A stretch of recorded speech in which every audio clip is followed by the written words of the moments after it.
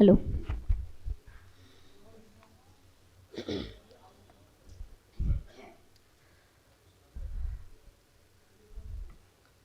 નમસ્કાર, શુભ સંધ્યા, સુસ્વાગતમ સૌ સાહિત્ય પ્રેમીઓ, વાચકો, પ્રકાશકો, લેખકો અને પુસ્તક પ્રેમીઓ.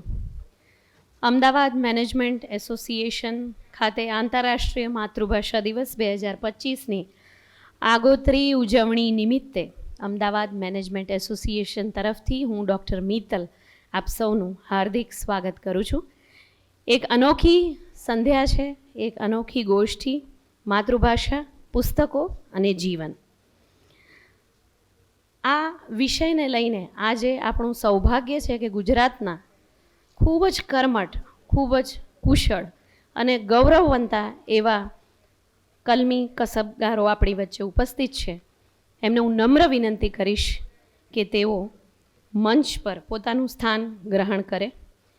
હું આમંત્રણ આપું છું સૌ પ્રથમ આખા એ કાર્યક્રમના અતિથિ વિશેષ જ્ઞાનપીઠ એવોર્ડ વિજેતા ડૉક્ટર રઘુવીર ચૌધરીને કે તેઓ મંચ પર પોતાનું સ્થાન ગ્રહણ કરે.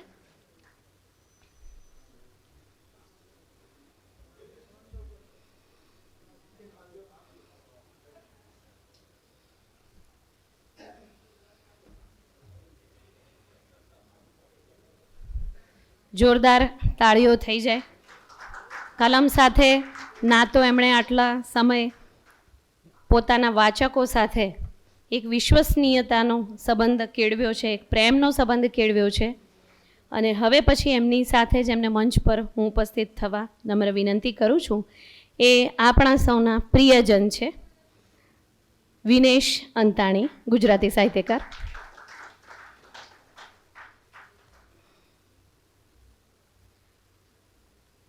ખૂબ જ જાણીતા ગુજરાતી કવિ, રેડિયો નાટ્યકાર, લેખક, માધ્યમો સાથે ખાસો સમય કલમનો અનુભવ ધરાવનાર અને સાહિત્યકાર યોગેશભાઈ જોશીને હું નમ્ર વિનંતી કરીશ કે તેઓ મંચ પર પધારે.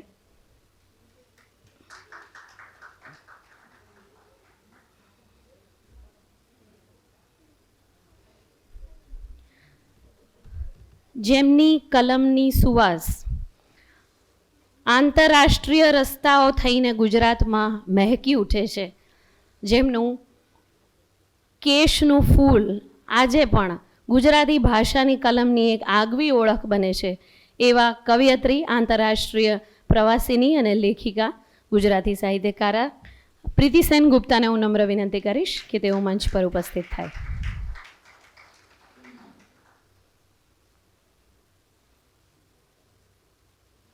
આપનું ખૂબ ખૂબ સ્વાગત છે. આ કાર્યક્રમની સુંદર ભૂમિકા ને પરિકલ્પના જેમના કારણે શક્ય બની છે એવા ભીખેશભાઈ ભટ્ટ, જેઓ ગુજરાતી સાહિત્ય પરિષદના પ્રકાશન મંત્રી છે. એમને નમ્ર વિનંતી કરીશ કે તેઓ મંચ પર ઉપસ્થિત થાય.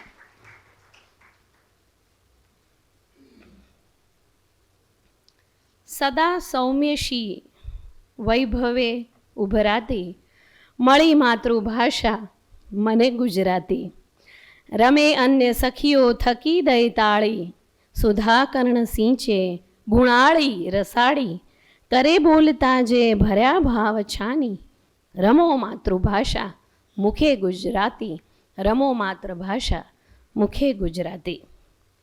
ગુજરાતી ભાષા આંતરરાષ્ટ્રીય માતૃભાષા દિવસ છે એટલે પુસ્તકો અને જીવન. અહીંયા યુથ બહુ ઓછા બેઠા છે એટલે સ્વાભાવિકપણે પુસ્તકો જેના પર મારે બહુ ભાર મૂકીને કંઈ કહેવું હતું એ કદાચ થોડા સમય પછી જો ખાલી સીટો ભરાઈ જાય ત્યારે વાત કરીશું.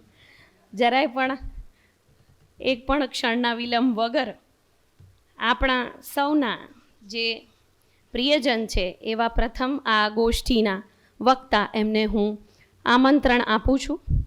તેઓ કચ્છ માંડવી શહેર પાસે દુર્ગાપુર ગામના છે.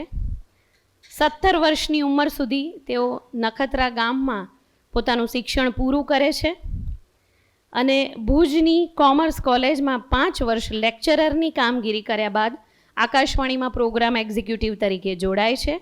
મુંબઈ વડોદરા આકાશવાણી કેન્દ્રો પર એ લાંબો સમય કામ કરે છે અને 95માં સ્વૈચ્છિક નિવૃત્તિ લીધા બાદ ઇન્ડિયા ટુડે ગુજરાતી સંપાદક એડિટર તરીકે તેઓ કામ કરે છે. ગુજરાતીના સંપાદક તરીકે નવલકથા, વાર્તા સંગ્રહો, નિબંધો, આત્મકથા અને અન્ય ભાષાઓમાંથી કરેલા અનુવાદના 8થી પણ વધારે પુસ્તકો તેમના પ્રકાશિત થયા છે. તેમના કલમમાં ઘણી બધી કલગીઓ સવિશેષ છે. એમાં સાહિત્ય અકાદમી એવોર્ડ, 2018ના વર્ષનો અનુવાદ એવોર્ડ, કમામુન્શી એવોર્ડ, દર્શક એવોર્ડ, ગુજરાતી સાહિત્ય અકાદમી દ્વારા તેમને ગૌરવ પુરસ્કાર પ્રાપ્ત છે. Nandkishore Mehta award, Narmad award, Govardhan Ram Tripathi award અને પ્રિયજન નવલકથા પછી તો તે આપણા સૌના ગુજરાતી વાચકોના ખાસ કરીને લાંબા સમય સુધી પ્રિયજન રહ્યા છે. હું આવકાર આપું છું વિનેશ અંતાણીને.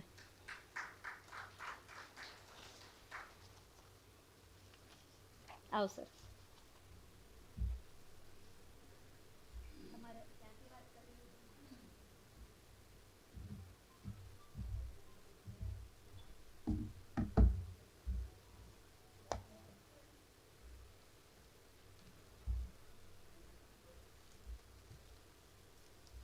લગભગ કેટલી 20 મિનિટ.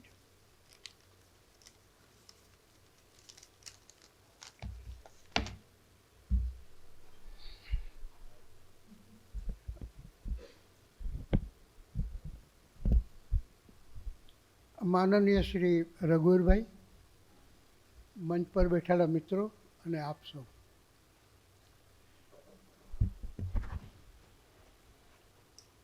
આજે હવામાં પ્રેમની સુગંધ છે. વેલેન્ટાઇન ડે છે અને સાથે સાથે આજે જે કારણે આપણે બધા અહીંયા મળ્યા છીએ એ ઇન્ટરનેશનલ આંતરરાષ્ટ્રીય માતૃભાષા દિવસનું આગોતરું આયોજન છે. આજનો દિવસ મારા માટે બહુ મહત્ત્વનો છે, કારણ કે મેં માતૃભાષાના સંદર્ભમાં પણ એક કામ આજે મારું લોન્ચ થયું છે અને આજે મારે વેલેન્ટાઇન ડેની પ્રેમની સુગંધમાં મારે પ્રિયજન વિશે વાત કરવાની છે. અને જે પુસ્તક લોન્ચ થયું એ છે અમેરિકાના કેન્ટ હારૂફ નવલકથાકાર.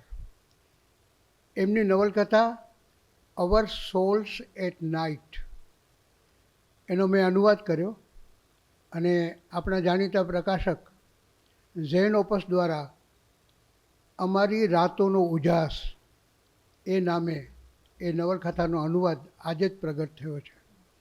એટલે એ રીતે આજે માતૃભાષા દિવસની ઉજવણીનો પણ એ ભાગ, પણ એનાથી પણ વધારે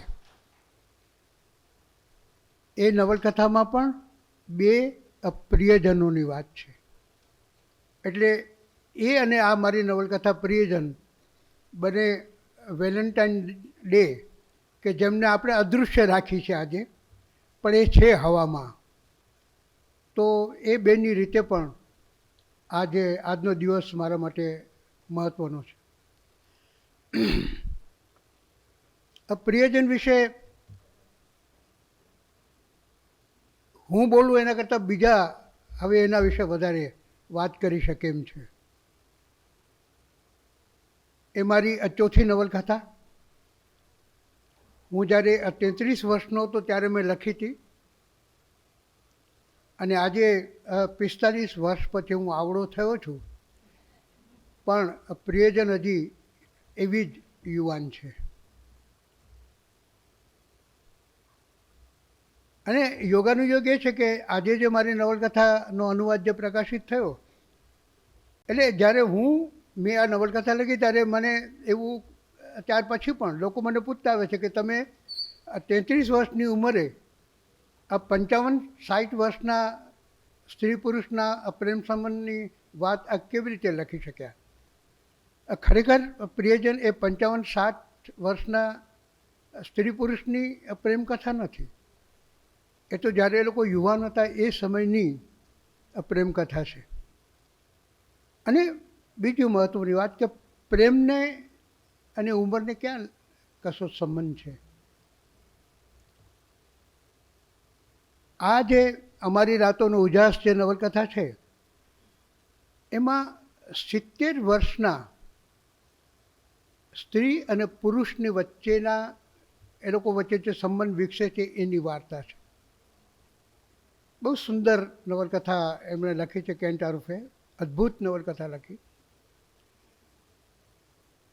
એક દિવસ અને એ બંને એક જ વિસ્તારમાં રહે છે, પડોશી છે, અને બંને એકલા રહે છે. એમના સંતાન બંનેના એક સંતાન બીજા શહેરમાં રહે છે. એક દિવસ એની જે સ્ત્રી છે એડી, 70 વર્ષની સ્ત્રી, એ એક દિવસ આ પડોશીને ઘેર સાંજે જાય છે અને કહે છે કે હું એક વિચિત્ર પ્રસ્તાવ લઈને આવી છું. શું તમે રોજ મારે ઘેર રાતે એક જ પલંગ પર મારી બાજુમાં સૂવા માટે આવી શકો? બહુ જ વિચિત્ર પ્રસ્તાવ હતો. પેલો જે પુરુષ છે લુઈસ એ થોડો ડગાઈ જાય છે, પણ અને એનું કારણ આપે છે કે મને બહુ એકલું લાગે છે, ખાસ કરીને રાત્રે. તો કોઈ મારી બાજુમાં હોય, મારી સાથે વાતો કરે. આપણે કશું જ નથી કરવું બીજું, આ ઉંમરે તો બીજું કંઈ શક્ય પણ નથી, પણ આપણે એકબીજાનો હાથ પકડીને જો આપણે વાતો કરી શકીએ ને, તો હું જે મારે એકલા જે રાત વિતાવવી પડે છે એવું ન બને. તમે મારી સાથે રહો તો. અને પછી એ લોકો દરરોજ રાત્રે મળે, એક જ પથારી પર, એક જ પલંગ પર બાજુમાં સૂવે અને એકબીજાનો હાથ પકડીને એ લોકો વાતો કરતા રહે. અને પછી એમાંથી આ ઉંમરે પણ એ લોકો વચ્ચે જે અદ્ભુત પ્રેમ સંબંધ જે બંધાય છે એની આ વાર્તા છે. આમ કરીને હું મારી નવલકથા પ્રિયજનની જ વાત કરી રહ્યો છું, કારણ કે વાત તો પ્રિયજનપણાની જ છે ને આખરે તો. અને હું પછી જો સમય હશે તો બે વચ્ચેની વાત પણ કરીશ, પણ અત્યારે હું પ્રિયજન પર આવું. આ નવલકથા 1980માં છપાઈ.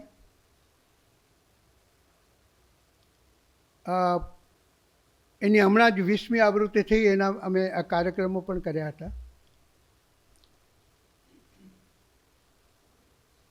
આ નવલકથાના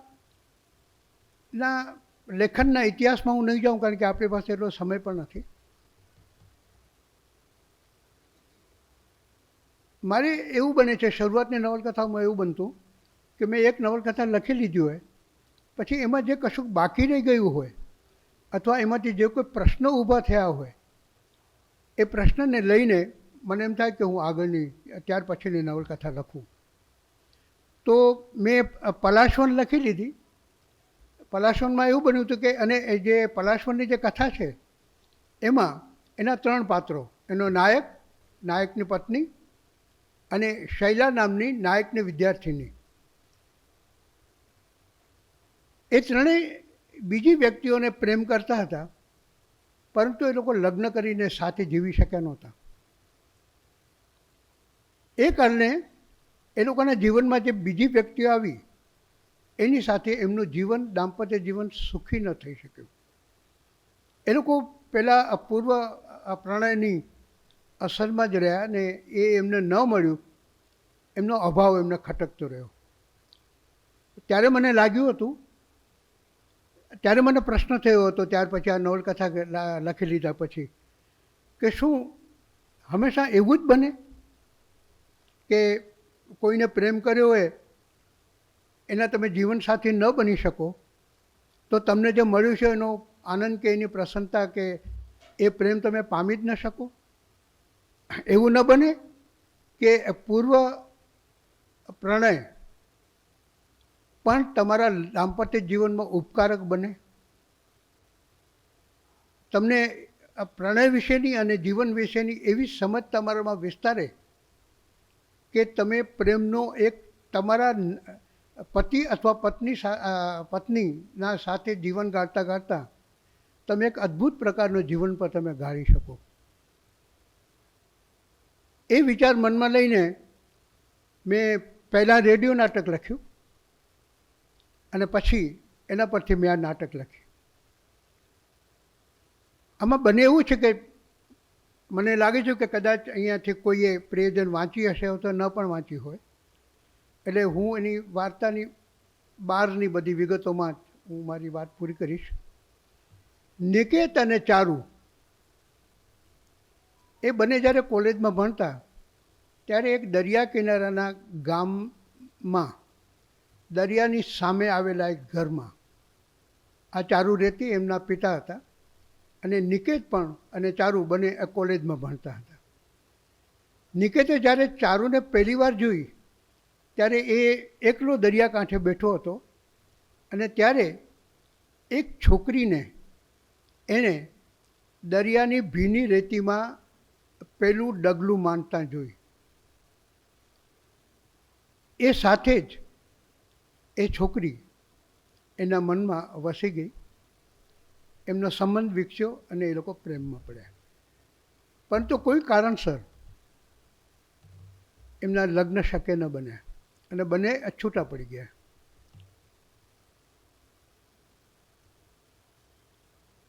બસ ત્યાર પછીના વર્ષોમાં અને એ લોકો પોતપોતાની જિંદગીમાં વ્યસ્ત થઈ ગયા.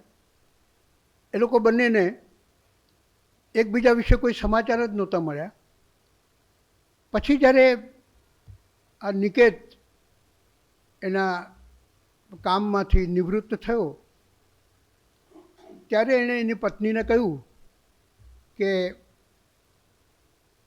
હું થોડા દિવસ એકલો મારા ગામમાં જઈ આવું.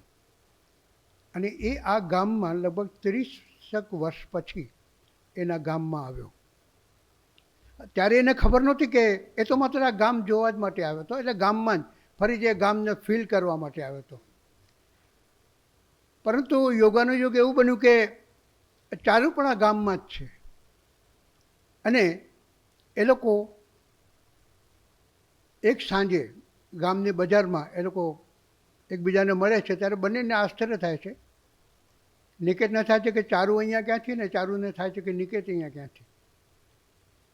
ચારુ નિકેતને પોતાની ઘેર આવવાનું આમંત્રણ આપે છે, રહેવાનું. નિકેત થોડો ખચકાય છે પણ પછી વિચાર કરીને બીજે દિવસે એ ચારુને ઘેર રહેવા માટે જાય છે. ચારુ પણ અહીંયા એકલી જ છે અને એ જ ઘરમાં જ્યાં એમણે એ જ દરિયાની સામે એ જ ઘરમાં બંને 4 થી 5 દિવસ સુધી એકલા રહે છે અને વાતો કરતા રહે છે. જેમ અવર સોલ્સ એટ નાઇટના અમારી રાતોના ઉજાસના 2 પાત્રો પણ જે વાતો કરતા રહે છે, એમાંથી સ્મૃતિઓ ખુલતી આવે છે. અને પછી આખી નવલકથા 2 લેયર કે રાધર 3 લેયર ઉપર ચાલે છે. એક એમનો જે જૂનો જે યુવાનીનો સમય હતો કે જ્યારે એ લોકો બંને ભરપૂર પ્રેમમાં હતા. બીજો સમય એમના દાંપત્ય જીવનનો અને ત્રીજો સમય જે અત્યારે એ લોકો આ 4-5 દિવસ માટે આ ઉંમરે એ લોકો ભેગા મળ્યા છે ત્યારે. અને વાતોમાં ને વાતોમાં એ લોકોને ખબર પડતી આવે છે કે બંનેના જીવનમાં બહુ સમજુ અને પ્રેમાળ પાત્રો આવ્યા છે. નિકેતના જીવન ચારુના જીવનમાં દિવાકર આવ્યો છે અને નિકેતના જીવનમાં ઉમા આવી છે. બંને એમના પાત્રો એમના જે હસબન્ડ અને વાઈફ પાસેથી ભરચક પ્રેમ મેળવ્યો છે અને બધી રીતે એ લોકો સુખી થયા છે. હવે આ સુખની વચ્ચે પણ વાત એ બને છે કે બંને જણા એમનો એકબીજાને આટલા વર્ષો પછી પણ ભૂલી શક્યા નથી. એમનો સંબંધ એમના મનમાં હજી એવો જ તાજો છે. આ બધી પેરેલલ વાતો ચાલતી આવે છે. પછી એવું બને છે કે વાર્તામાં કે ચારુનો દીકરો એ લગ્ન કરીને અહીંયા આવવાનો છે એવા સમાચાર મળે છે અને નિકેતને હાઈ બ્લડ પ્રેશર છે છતાં પણ એ નક્કી કરે છે કે હવે તારો પુત્ર અને તારે પુત્રવધુ જ્યારે પહેલી વાર આ ઘરમાં આવે છે ત્યારે એક અજાણા માણસ તરીકે હું તારા ઘરમાં રહી શકું નહીં. એ લોકો જે ટ્રેનમાં આવે છે એ જ ટ્રેન મને પાછી મુંબઈ લઈ જશે અને એ આ લોકો આવે છે એના સંતાનો અને એ જ ટ્રેનમાં નિકેતને જવું પડે છે. એટલે ફરીથી એ લોકોનું અલગ થવું એ ઘટનામાં મુકાય છે. વાત આટલી જ છે. પણ મેં તો માત્ર બહારથી ઊભા રહીને મેં પ્રિયજનની વાત કરી છે. એની અંદર હું ઉતર્યો નથી અને અત્યારે એમાં ઉતરવાનો સમય પણ નથી. એટલે મેં માત્ર એની એક શુષ્ક એવી કથા તમને કહી. આ નવલકથામાં મેં એક એના બેક કવર પર અને 20મી આવૃત્તિમાં એના પહેલા કવર પર એક પ્રશ્ન મૂક્યો છે કે જીવનને ભરપૂર જીવી લીધું હોય, બધું જ સબર હોય, છતાં પાછલી જિંદગીની એક નમતી સાંજે કોઈ એક ચહેરો મનમાં છલકાઈ જાય એવું બને ત્યારે પ્રશ્ન થાય કે કઈ ક્ષણ સાચી, કે પછી બંને ક્ષણો સાચી. આ પ્રિયજનના ચારુ અને નિકેત માટે આ બંને ક્ષણો સાચી છે. ચારુના જીવનમાં જે નિકેત હતો એનું સ્થાન દિવાકરે લીધું અને છતાં પણ નિકેત એના મનમાં તો સતત જીવતો રહ્યો. એવી રીતે જ નિકેતના જીવનમાં ઉમા આવી, પરંતુ ચારુ પણ એવી જ રીતે, એવી જ દૃઢતાથી, એવા જ પ્રેમથી, એવા સંબંધથી એના મનમાં આટલા બધા વર્ષો સાથે રહી. આ નવલકથા વાચકોને ખૂબ જ પ્રિય થઈ છે, બહુ જ વાંચી છે લોકોએ. કારણ કે મેં જે કહ્યું નથી એ આ નવલકથામાં ઘણું બધું છે.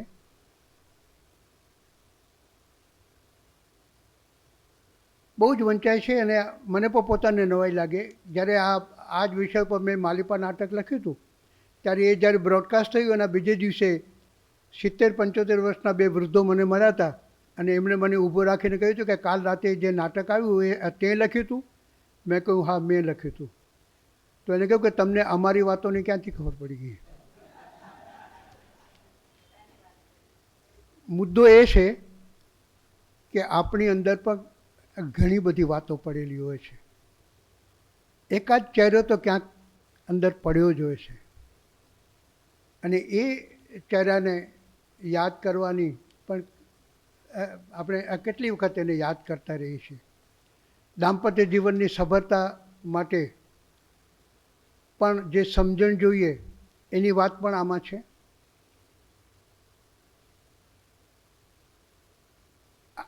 આજે જે પુસ્તક આવ્યું ને એ યોગાનું યુગ, આજે એમાં એવું સામ્ય છે.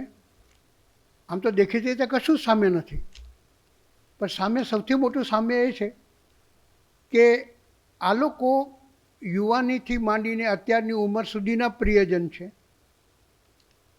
માત્ર એ લોકો બંને પ્રેમમાં હતા અને લગ્ન ન કરી શક્યા એટલા માટે જ એ લોકો, માત્ર એ લોકો જ પ્રિયજન નથી. ચારુ માટે એનો પતિ દિવાકર પણ એનો પ્રિયજન છે. નિકેત માટે એની પત્ની ઉમા પણ પ્રિયજન છે. તો આ આખી જે પ્રિયજનપણાની વાત છે. જ્યારે અહીંયા અમારી રાતોનો ઉજાસ એ નવલકથામાં 70 વર્ષના સ્ત્રી પુરુષ પડોશીઓ છે, છતાં પણ બહુ મળવાનું બનતું નથી. પણ એ લોકો જ્યારે આ રીતે મળવા લાગે છે અને વાતો કરવા લાગે છે ત્યાર પછી એ લોકો પ્રેમનો નવો અર્થ પણ એ લોકોને સમજાય છે. બંને જણા એના દાંપત્ય જીવનમાં બહુ સુખી નથી.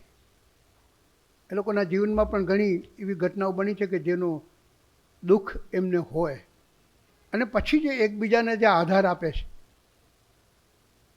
એ આધાર આ 70 વર્ષના પ્રેમનું એક જુદું જ પરિમાણ છે. એટલે વાત એ છે કે પ્રેમ કોઈ પણ ઉંમરે બુઢો થતો નથી. પ્રેમ હંમેશા યુવાન જ રહેશે. એ પછી તમે 70 વર્ષે કરેલો પ્રેમ હોય કે 22, 25, 20 વર્ષની ઉંમરે કરેલો પ્રેમ હોય. એટલે મારી આ પ્રિયજનની બહુ જ ઉપરથી ઉપર છેલ્લી વાત કરી અને હું મારું વક્તવ્ય પૂરું કરું છું. આ પ્રિયજન વાંચજો ત્યારે કદાચ તમને લાગશે કે એના લેખકે પ્રિયજનનો તો બહુ જ ખરાબ પરિચય આપ્યો. આપ સૌનો આભાર.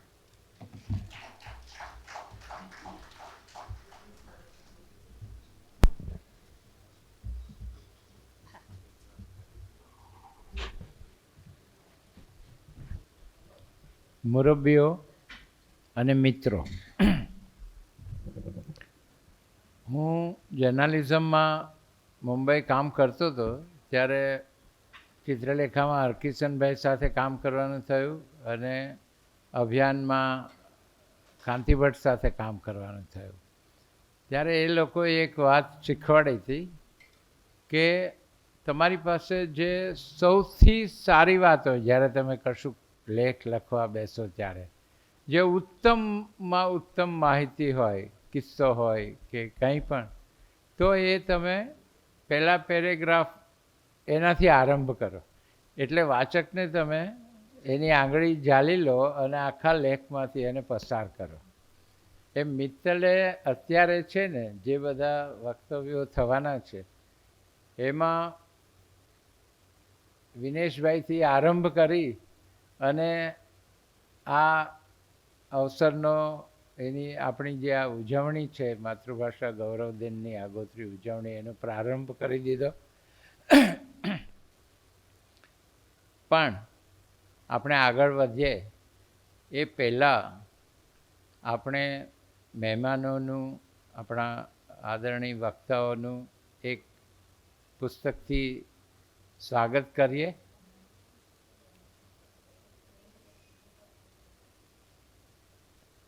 તો હું વિનંતી કરું છું, આપણે અહીંયા જે શ્રોતાઓ બેઠા છે એમાં કેટલાક એવા શ્રોતાઓ છે કે જે અહીંયા મંચ પર પણ બેઠા હોઈ શકે અથવા બીજા અનેક સમારંભોમાં એ લોકો મંચ પર બિરાજ્યા છે. તો એવા એક આપણા મિત્ર આપણે બ્રહ્મભટ્ટ સાહેબને કહીએ કે એ રઘુવીરભાઈનું આ બુકથી સ્વાગત કરે.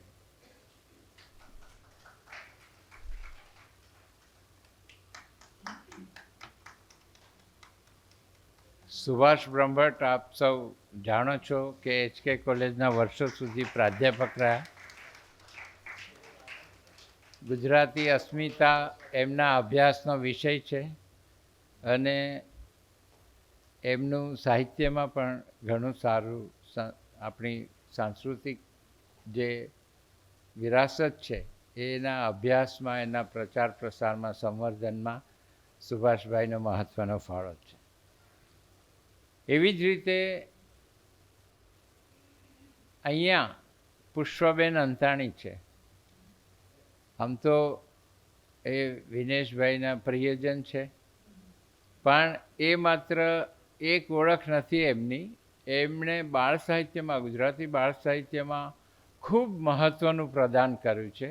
એમની એક આગવી ઓળખ છે અને આ એમનું પ્રદાન છે જે બાળ સાહિત્યમાં, એ પણ એમનું એક આગવું સ્થાન છે. તો હું પુષ્પાબેનને વિનંતી કરું કે યોગેશભાઈનું, વિનેશભાઈનું નથી કહેતું, યોગેશભાઈનું અભિવાદન કરે.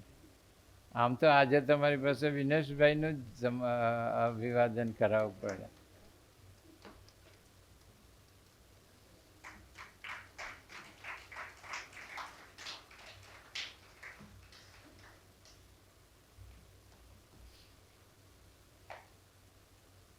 આપણી સાથે અહીંયા સંજય વૈદ નામનો એક યુવાન બેઠો છે પેલી બાજુ. આ સંજય બહુ સારો ફોટોગ્રાફર છે. એટલું જ નહીં, સંજયે ગુજરાતી પ્રકાશન જગતમાં ફોટો બુક દ્વારા એક નવી જ કેડી કંડારી છે. એમણે અનેક ફોટો બુક કરી છે અને અદ્ભુત કરી છે. જે તે સર્જકના એ ખૂબ રસથી ફોટોગ્રાફ્સ કરે, એની સાથે વાત કરે, એનો ઇન્ટરવ્યૂ કરે અને ફોટો બુક કરે નાની નાની. એમાં બહુ બધા સર્જકોની સરસ મજાની ફોટો બુક સંજયે કરી છે. હું સંજયને વિનંતી કરું કે વિનેશભાઈનું પુસ્તક દ્વારા અભિવાદન કરે.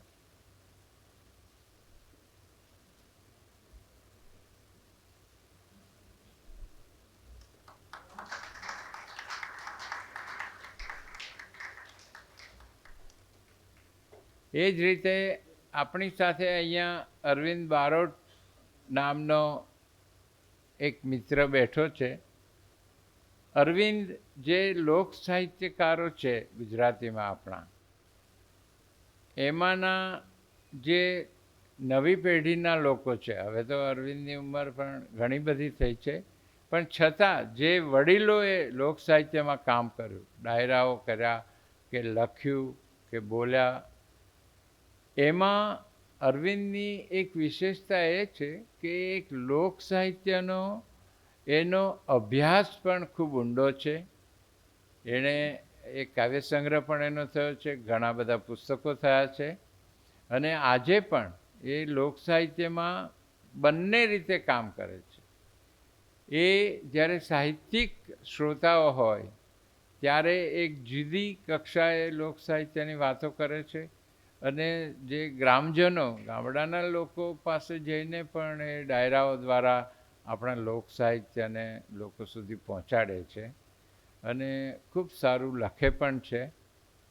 ફેસબુક ઉપર બહુ એક્ટિવ છે. હું ભાઈ અરવિંદને વિનંતી કરું કે પ્રીતિબેનનું અભિવાદન.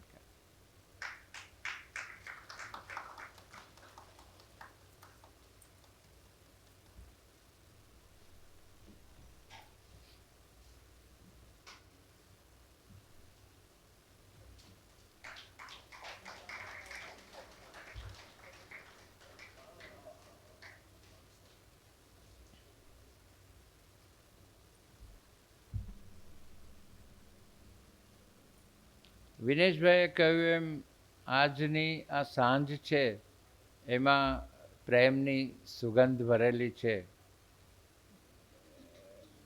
એ સાચું, પણ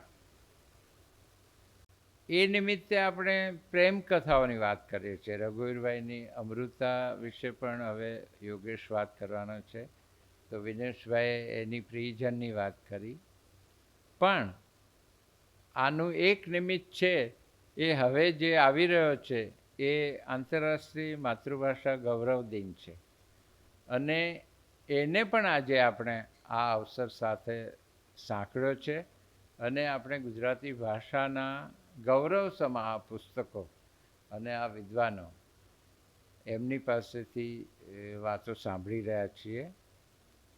માતૃભાષા ગૌરવ દિન વિશે મોટાભાગના લોકો તો જાણતા જ હશે કે એની ઉજવણી શા માટે થાય છે. લગભગ 50 કે 51, મને બરાબર યાદ નથી, સુભાષને ખબર હશે, પણ બાંગ્લાદેશમાં પાકિસ્તાનના એક કબજામાં હતું ત્યારની વાત છે કે માતૃભાષા તરીકે ઉર્દૂ ત્યાં ફરજિયાત કરવામાં આવેલું. રાષ્ટ્રભાષા તરીકે ઉર્દૂને ત્યાં બાંગ્લાદેશ ઉપર પણ ઇમ્પોઝ કરવામાં આવેલી, જેનો વિરોધ બાંગ્લાદેશમાં થયો કે અમે ઉર્દૂને રાષ્ટ્રભાષા તરીકે નહીં સ્વીકારીએ, પણ અમારે તો બાંગ્લા જોઈએ, અમારી જે અમારી માતૃભાષા છે. અને દુનિયામાં પહેલી વાર અને કદાચ છેલ્લી વાર માતૃભાષાનું ગૌરવ સાચવવા માટે, એની જાળવણી કરવા માટે ત્યાંના લોકોએ આંદોલન કર્યું. એ આંદોલનને પાકિસ્તાન સરકારે કચડી નાખ્યું અને એમાં 4 મિત્રો શહીદ થયા. એ દિવસને યુનોએ પછીથી માતૃભાષા ગૌરવ દિન તરીકે જાહેર કર્યો છે.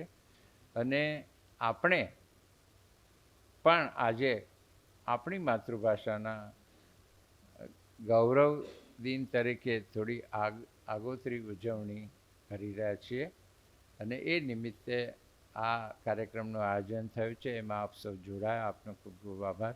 હું હવે બેન મિત્તલને કહું કે કાર્યક્રમ આગળ લઈ જાય. Thank you.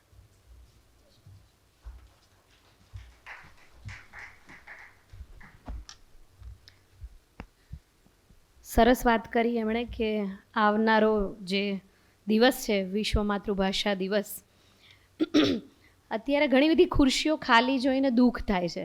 અને જેટલા પણ યુવાનો બેઠા છે દરેક માટે મને ખૂબ આનંદ થાય છે. એક વાત આ દિગ્ગજ લેખકોની સાક્ષીએ આપણે સૌએ સમજવી પડશે કે આપણે એમ કહીએ કે નવી પેઢી નથી વાંચતી, નવી પેઢી નથી વાંચતી, નવી પેઢી નથી વાંચતી, એવું નહીં ચાલે. નવી પેઢી સાથે આપણે પણ લખવાના પારંપરિક માધ્યમો બદલવા પડશે.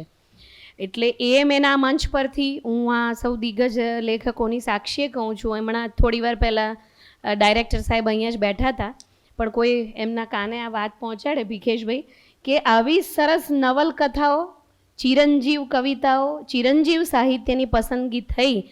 એના મંચ પરથી ગુજરાતી સાહિત્યનું એક પોડકાસ્ટ શરૂ થવું જોઈએ, જે યુવાનો સાંભળે, વાંચે, અને એ રીતે આપણે ગુજરાતી ભાષાની ચિરંજીવિતા કે એની ચિંતા કર્યા વિના આપણે એવી રીતે એનો પ્રચાર વધુ સારી રીતે કરી શકશું. કારણ કે લખવાના પણ અત્યારે લોકો વોટ્સઅપનામાં 4 મેસેજ લખે ને એને પણ લેખક કહેવાય છે, એવું છે. એટલે લેખકો બદલાઈ ગયા છે. હવે તમે વોટ્સઅપના લેખક છો કે તમે ઇન્સ્ટાના લેખક છો, એમ પરિચય કોઈનો પૂછવો પડે. એનીવેઝ, પણ એમણે એવું કીધું કે મેં તો બહારથી પ્રિયજનમાં તમને ડોક્યું કરાયું, પણ જેને આ બહારથી ડોક્યું કરીને અંદર જવાની ઈચ્છા થઈ હોય, જેમ મને થઈ ગઈ, એવી રીતે જ હું આપ સૌના માટે એક માહિતી કોટ કરું છું કે અત્યાર સુધી પ્રિયજનની 20 આવૃત્તિ પ્રકાશિત થઈ ચૂકી છે. અને પ્રિયજન નવલકથા છેલ્લા 45 વર્ષથી વાચકોમાં પસંદગી પામે છે. ભાષાની વાત છે એટલે પ્લીઝ મોબાઈલ ફોન થોડી વાર માટે સાયલન્ટ કરી દો તો સારું રહેશે. તમે એક માતૃભાષાનો કાર્યક્રમ માણવા આવ્યા છો, થોડી વાર માટે ફોનથી દૂર રહીએ પ્લીઝ.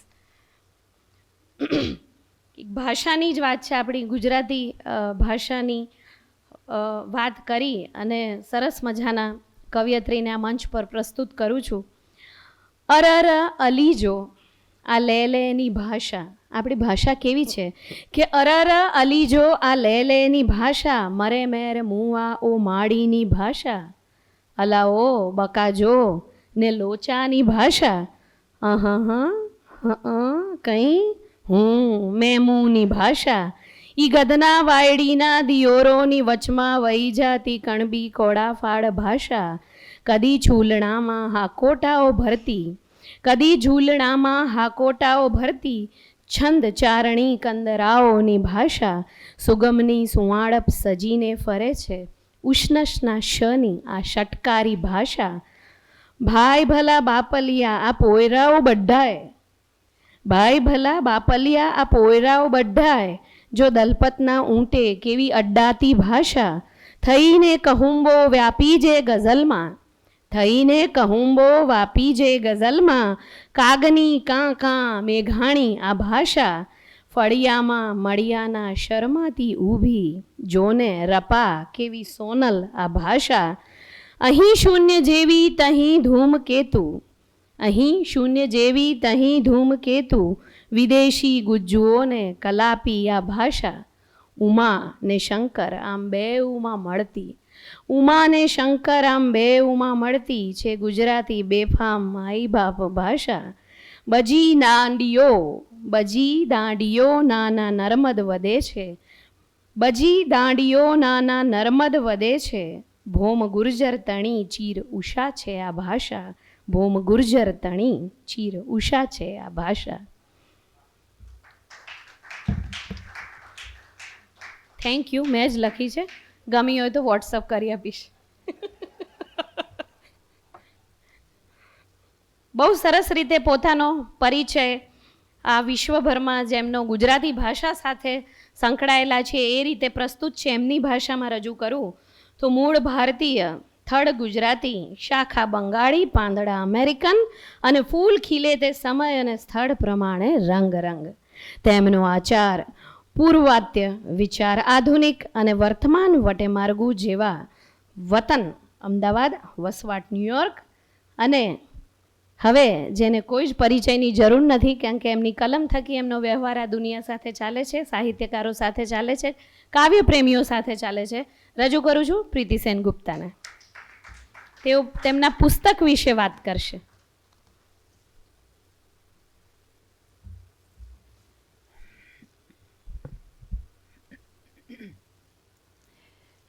આજે મને એમ લાગે છે કે મહાકુંડમાં અમૃત સ્નાન કરવાનો દિવસ છે, કારણ કે નહીં તો આ બધા સાહિત્યકારો સાથે એક મંચ પર ઊભા પણ રહેવાનો વારો મારો ક્યાંથી આવે.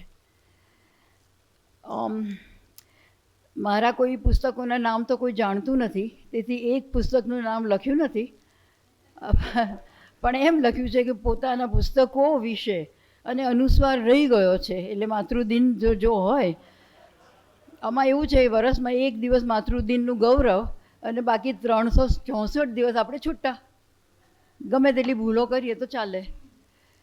એટલે હું મારા પુસ્તકોની વાતો નહીં કરું, પણ આ ચાન્સ મળ્યો છે તો હું ઉલ્લેખ કરીશ. સૌથી પહેલાં મેં પણ એક ફોટોગ્રાફીનું પુસ્તક કર્યું છે. એનું નામ છે અવર ઇન્ડિયા.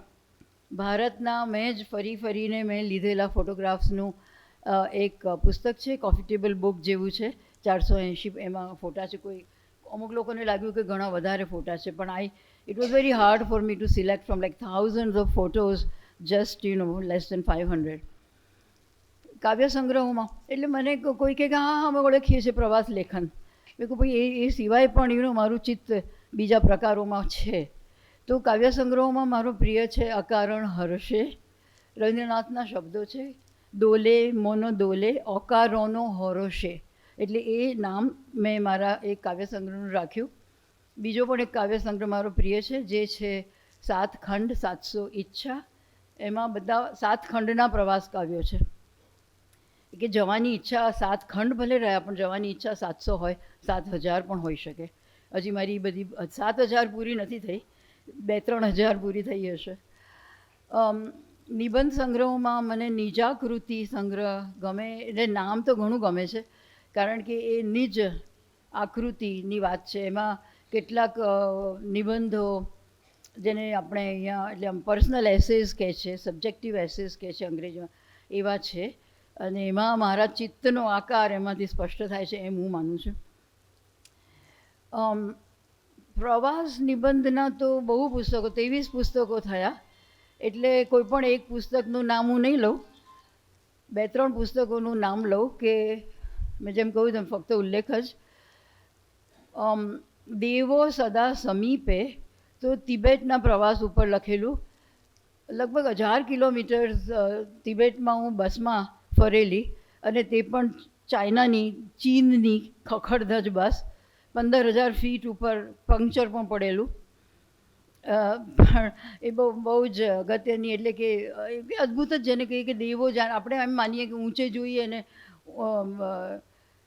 પર્વતના શિખર ઉપર દેવો વિરાજે છે, તો અહીંયા તો પર્વતના શિખરો ઊંચેથી ઊંચા જતા હોય. સાઉથ આફ્રિકા મારો બહુ પ્રિય દેશ છે. એકચ્યુઅલી દરેક ખંડ ઉપર એક દેશ મારો બહુ પ્રિય છે. સાઉથ આફ્રિકામાં હું કદાચ પહેલી 4 વાર ગઈ હોઈશ, ત્યારે મેં આ ચોપડી લખેલી. એનું નામ છે સૂતર સ્નેહના. સૂતર કારણ કે એનો ચરખો, અને ગાંધી, સાઉથ આફ્રિકા સાથે ગાંધીનો રેફરન્સ આવે. જાપાન, એને હું લગભગ મારો સૌથી પ્રિય દેશ ગણું છું. એટલે એવું કહેતા અચકાવ એટલા માટે છું કે બીજા બધા દેશોને જાણે હું અન્યાય કરતી હોય એવું લાગે મને મારા મનમાં. પણ પહેલી 6 વાર ગઈ હોઈશ ત્યારે જાપાન પર મેં આ ચોપડી લખેલી, એનું નામ છે સંબંધની ઋતુઓ. એટલે મને થયું કે 6 વાર ગઈ તો હું ટોક્યો પર તો કેટલી વાર એનું એ લખીશ, શું કરીશ. એટલે મેં ઋતુ પર આધાર રાખીને દરેક ઋતુ મેં જાપાનમાં જોઈ છે અને એના ઉપર જાણે આધારિત હોય એવી રીતે મેં આ કથા લખી. પછી તો બીજી 4 વાર હું ગઈ જાપાન. એટલે આ મારા કેટલાક પ્રવાસ પુસ્તકો. મને એમ કે હું ફિક્શન તો નહીં જ લખી શકું, કારણ કે જે છે તે જ કહેવાની ટેવ, જે જોઉં તે જ હું જાણે પામું અને એને વિશે જ હું વાત કરું. પણ વાર્તાઓ લખાવા માંડી અને પછીથી એવી બે સંગ્રહો થયા છે. એમાં ખાસ કરીને બીજા સંગ્રહમાં રંગ રંગનો સ્નેહ નામનો જે સંગ્રહ છે એમાં બધી વાર્તાઓ દરિયાપારની છે અને પહેલા સંગ્રહમાં પણ અમુક વાર્તાઓ દરિયાપારની છે. હવે મને ખરેખર એમ લાગે, હું પોતે દરિયાપારની છું એટલે કે અહીંયાની પણ છું ઓફકોર્સ, પણ એમ લાગે છે કે જાણે દરિયાપારનું સાહિત્ય સાવકું હોય એ રીતે ટ્રીટ અમે થઈએ છીએ કે અમે જાણે ખરેખર કશું. એટલે મારો તમે જોશો તો હું કવયિત્રી ને લેખિકા છું, પણ હું સાહિત્યકાર નથી, કારણ કે હું દરિયાપારની છું, હું સાવકી છું. અને પછી નવલકથા પણ લખાય. એ તો ક્યારેય એટલે વાર્તા લખાશે એ જ નહોતું મેં કદી માન્યું. તો જે પહેલી નવલકથા લખાઈ તે તો ભારતથી અમેરિકા જઈને વસ્યા હોય એવા પાત્રોની વાત હતી. એટલે એ બેઝિક જે સંઘર્ષ હોય તેની વાત હતી. એને પછીથી નર્મદચંદ્રક મળેલો એટલે એનું એક વિશિષ્ટ એક એના સમાચાર બને છે અને બીજા એને વિશેના વિશિષ્ટ સમાચાર કે એની પ્રસ્તાવના વિનેશભાઈએ લખેલી છે. એ પહેલાં મારે કહેવું જોઈએ કે મેં બંગાળીમાંથી અનુવાદો કર્યા છે. 4 અનુવાદો મેં બંગાળી નવલકથાના ગુજરાતીમાં કર્યા. એમાં મારો પ્રિય એટલે બધા મને 4 પ્રિય, કારણ કે 4ની શૈલી જુદી છે અને એમનો સમય કાળ જુદો છે. એટલે લેખન લેખન મૂળ લેખન જુદું હતું. એટલે મારા અનુવાદમાં પણ મારી બુદ્ધિ વાપરવાની આવી એટલે હું ખુશ થતી હતી. અઘરું બહુ જ હતું, પણ મને એમ કે સારું ચલો મારો મગજ પણ કસાય છે. તો જે પહેલો અનુવાદ તેને હું કહી શકું કે સૌથી અઘરો હતો, કારણ કે કદાચ 19મી સદીની ભાષા હતી. એમાં લાલન ફકીર વિશેની એ વાર્તા છે. ઓરિજિનલ નામ હતું મોનેર માનુષ અને એ ગુજરાતીમાં મનનું માણસ. અને એ છે તે રઘુવીરભાઈએ સહૃદયતાથી રંગદ્વારમાંથી બહુ જ સરસ રીતે છાપ્યો છે. હવે બીજી નવલકથા જે થઈ એટલે એ તો મેં ધારી જ નહોતી કે બીજી થશે એવું, તો એટલે પહેલીની જ નહોતી ધારી. પણ એક તરફ કોવિડ ચાલુ થયેલો એટલે એમ કે કહીએ કે રોજે રોજ the heart was breaking up. એટલા બધા સમાચારો ટીવી પર આવે ને એટલા બધા લોકો હજારોની સંખ્યામાં રોજ મૃત્યુ પામતા હતા અને હોસ્પિટલોમાં રૂમ્સ જગ્યા નહોતા. ન્યુયોર્ક જેવા શહેરમાં 100 એકરનો એક પાર્ક છે, સેન્ટ્રલ પાર્ક. એમાં મોટી લોન, ગ્રેટ લોન કરીને જગ્યા છે, ત્યાં તંબુઓ બાંધી અને હોસ્પિટલના રૂમ્સ બનાવેલા. એટલે એમ થાય કે આ કઈ વર્લ્ડ વોર 3ની વાત થાય છે, કયા સમયની વાત છે કે વર્લ્ડ વોરમાં આવું કદાચ થયું હશે. જો કે એવું સાંભળ્યું નથી, પણ એવું ન્યુયોર્ક શહેરમાં પણ આવું થયું. એટલે એક તરફ બહુ જ રોજે રોજ દુઃખ થતું હતું અને બીજી તરફ આ જે નવલકથા આવી, આજે જો એમ કહેવામાં મને આવ્યું કે આજે એમ કે પ્રેમ ઉપરની નવલકથાઓ વિશે બોલવાના છે. એટલે કે પ્રિયજન તો ખરી જ, અને અમૃતા કે નાની ઉંમરે ના વાંચવી જોઈએ તેવી પ્રેમ કથા યોગેશભાઈ અને મેં વાંચેલી. એટલે મારા પર તો ખરાબ અસર પડી છે રઘુવીરભાઈ તમારી નવલકથાની. એટલે મારા માટે કદી વરસનો એક દિન પ્રેમ દિન નથી, રોજે રોજ પ્રેમ દિન છે. તો આ જે નવલકથા એનું નામ આમંત્રિત છે અને એમાંના પાત્રો ત્યાં જ જન્મેલા, એટલે કે પરદેશમાં ન્યુયોર્કમાં જન્મેલા પાત્રો. અને આમ તો 2 યુગલ છે ને બંને પ્રેમમાં પડીને પરણે છે, પણ પરણવામાં ખર્ચો નથી કરવો. એટલે કદાચ મારા મનમાં અદાણી ને અંબાણી ને બધા હશે કે ખર્ચો નથી કરવો, પણ કોર્ટમાં જઈને અમે લગ્ન કરીશું અને બાકીના પૈસા અમે ચેરિટીમાં આપીશું. એ જાતના પાત્રો થયા. જ્યારે કે આ બાજુ આટલું બધું મનમાં દુઃખ થતું હતું અને બીજી બાજુ બધા જ પાત્રો એકદમ સ્નેહસભર છે અને એકબીજાને માટે બહુ જ બધી મૈત્રી, અજાણ્યાને માટે પણ મૈત્રી. એ લોકો ત્યાં સૂપ કિચન હોય છે જે ગરીબ લોકો, અમેરિકા ઘણો ગરીબ દેશ છે, હા, એટલે આપણે ઇલિગલી તો ના જ જવું, ત્યાંથી કાઢી મૂકે એવી પરિસ્થિતિ થતી હોય છે. તો આ પાત્રો એવા છે કે જે પોતાના દર વર્ષે ચેરિટી કરવાનું નક્કી કરે છે કે અમુક પૈસા ચેરિટીમાં આપવા. અને આ નવલકથા પ્રેમકથા એટલા માટે છે કે એમાં ન્યુયોર્ક શહેરનું બેકગ્રાઉન્ડ છે અને અમારી હડસન નદી કે જે અમારી અમેરિકાની ગંગા છે. હું એને અમેરિકાની ગંગા કહું છું. સુનિલદા આવ્યા, સુનિલ ગંગોપાધ્યાય, મેં કહ્યું એ અમારી ગંગા, એ જ ગંગા છે અમારી. તો એ દરેક ચેપ્ટરમાં, લગભગ દરેક ચેપ્ટરમાં શરૂઆતમાં ન્યુયોર્કનું નામ, એક જાણે નામ માળા જપતી હોવ એ રીતે. એટલે આ નવલકથા છે તે પ્રેમકથા છે. ખાસ કરીને હું એને મારું ન્યુયોર્ક માટેનું પ્રેમ ગીત કહું છું, the ode to the city that I love. એટલે એ રીતે હું આજના દિવસે આમ ફિટ થઉં છું. બિકેશભાઈ, ધાર્યું નહીં હોય પણ because of my own love story, એટલે કે મેં લખેલી લવ સ્ટોરી. આજે જે માણસની વાત છે કે જે માણસને લીધે આ દિવસ ગણાય છે, વી ડે, આમ તો વી ફોર વિક્ટરી હોય, એ ભાઈ જન્મેલા 3જી સેન્ચુરીમાં અને એમનું દિલ એવું હતું, કરુણા, એ રોમન પ્રિસ્ટ હતા, સેન્ટ વેલેન્ટાઇન, અને કરુણામય હતા. એટલે એ પરથી ધીરે ધીરે લગભગ 10મી 13મી સદીમાં, કદાચ 13મી સદીમાં એમના ઉપર આવી રીતે થોડોક વધારે ભાર મુકાયો એમના પોતાના જે પ્રસંગો હતા એ બધાને લઈને. અને કહે છે કે 17મી સદીથી આ બધું કોમર્શિયલાઇઝ થવા માંડ્યું અને હવે તો હદ બહાર, right? Okay, here is to the red rose and thank you all.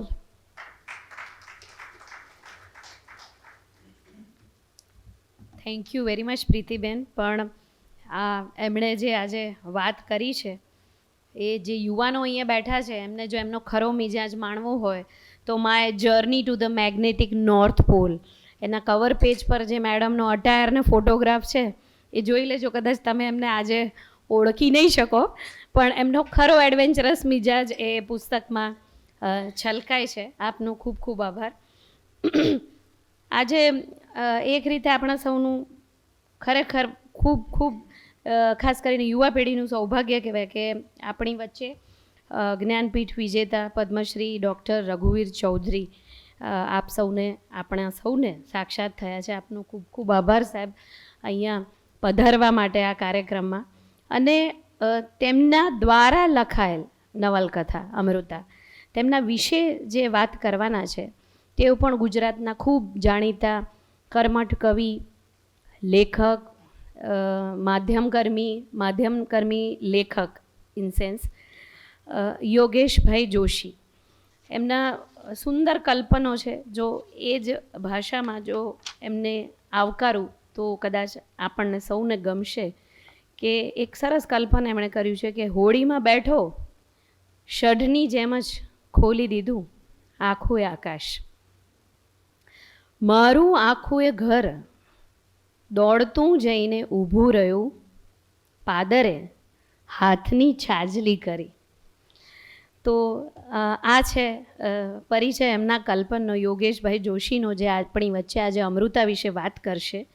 અને ગુજરાતી સાહિત્ય પરિષદના માસિક પરબનું 18 વર્ષ તેમણે સંપાદન કર્યું. કવિતા, વાર્તા, નિબંધ, નવલકથા, ચરિત્ર, અનુવાદ, સંપાદન, સાહિત્ય મીમાંસા તથા બાળ સાહિત્યના 75 જેટલા પુસ્તકો એમના નામે પ્રકાશિત થયેલ છે. જોરદાર તાળીઓ થઈ જાય. કુમારચંદ્રક, નર્મદચંદ્રક, ધનજી કાનજી સુવર્ણચંદ્રક, ગુજરાત સાહિત્ય અકાદમી તથા ગુજરાતી સાહિત્ય પરિષદના પારિતોષિકો તેમને પ્રાપ્ત છે. નોંધપાત્ર રચનાઓમાં અવાજનું અજવાળું, સમૂડી, મોટીબા અને અધખુલી બારી સામેલ છે. તો આવો માણીએ તેમના અવાજના અજવાળે અમૃતા.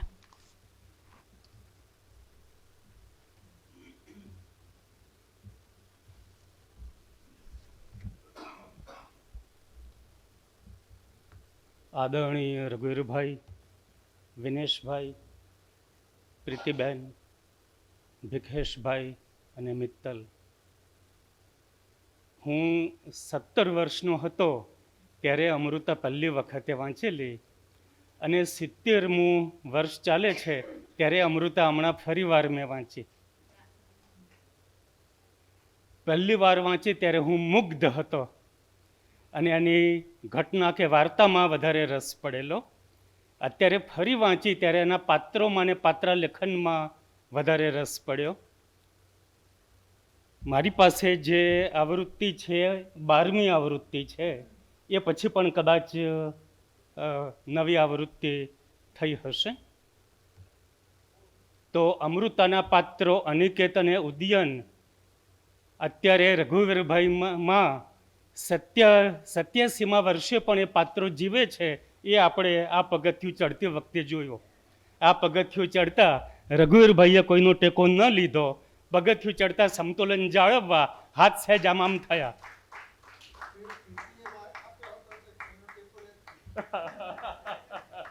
બિલકુલ.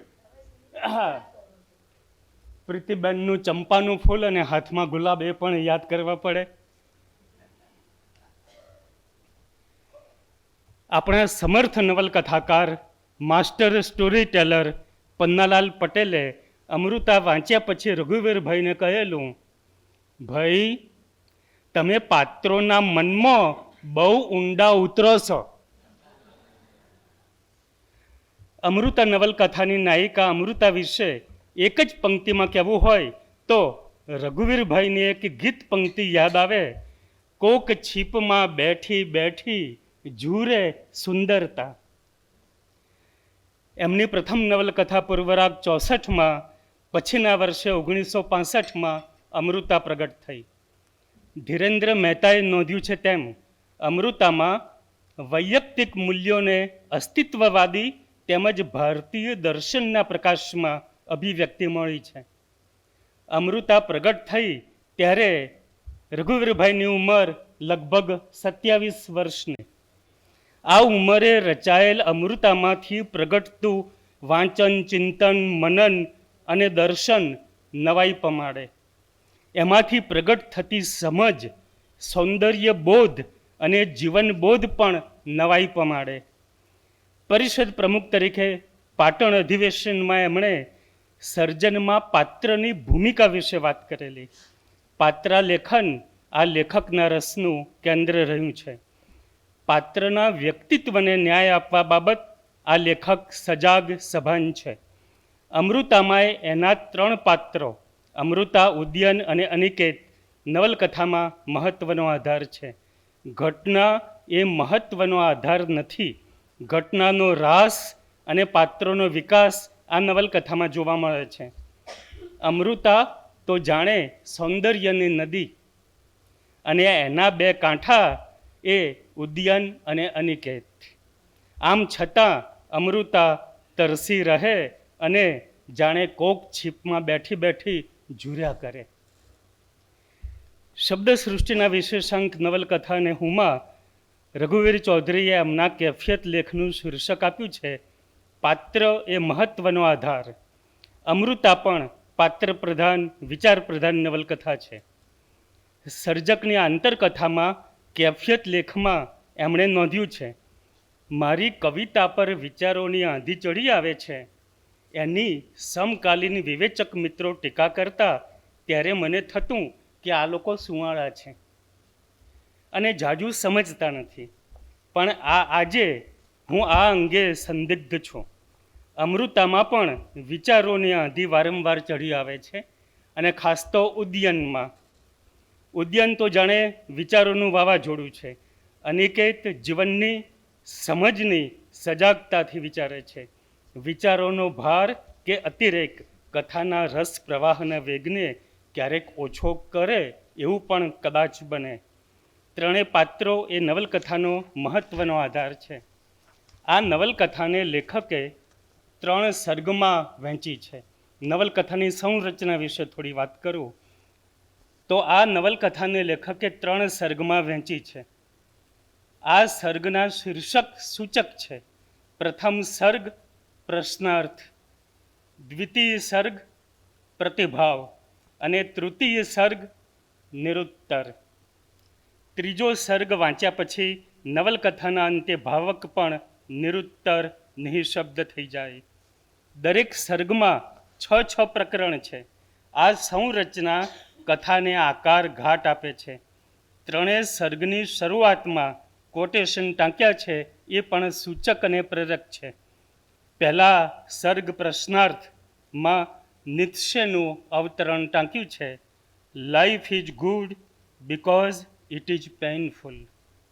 બીજા સર્ગ પ્રતિભાવમાં મૈત્રેયીનું અવતરણ ટાંક્યું છે, યેન અહમ ન અમૃતાસ્યામ કિમ અહમ તૌન કુર્યામ.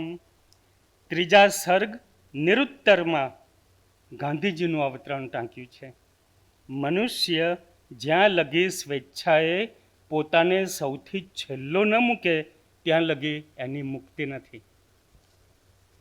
આ નવલકથામાં 3 લોકેશનનો કલાત્મક વિનિયોગ કરાયો છે.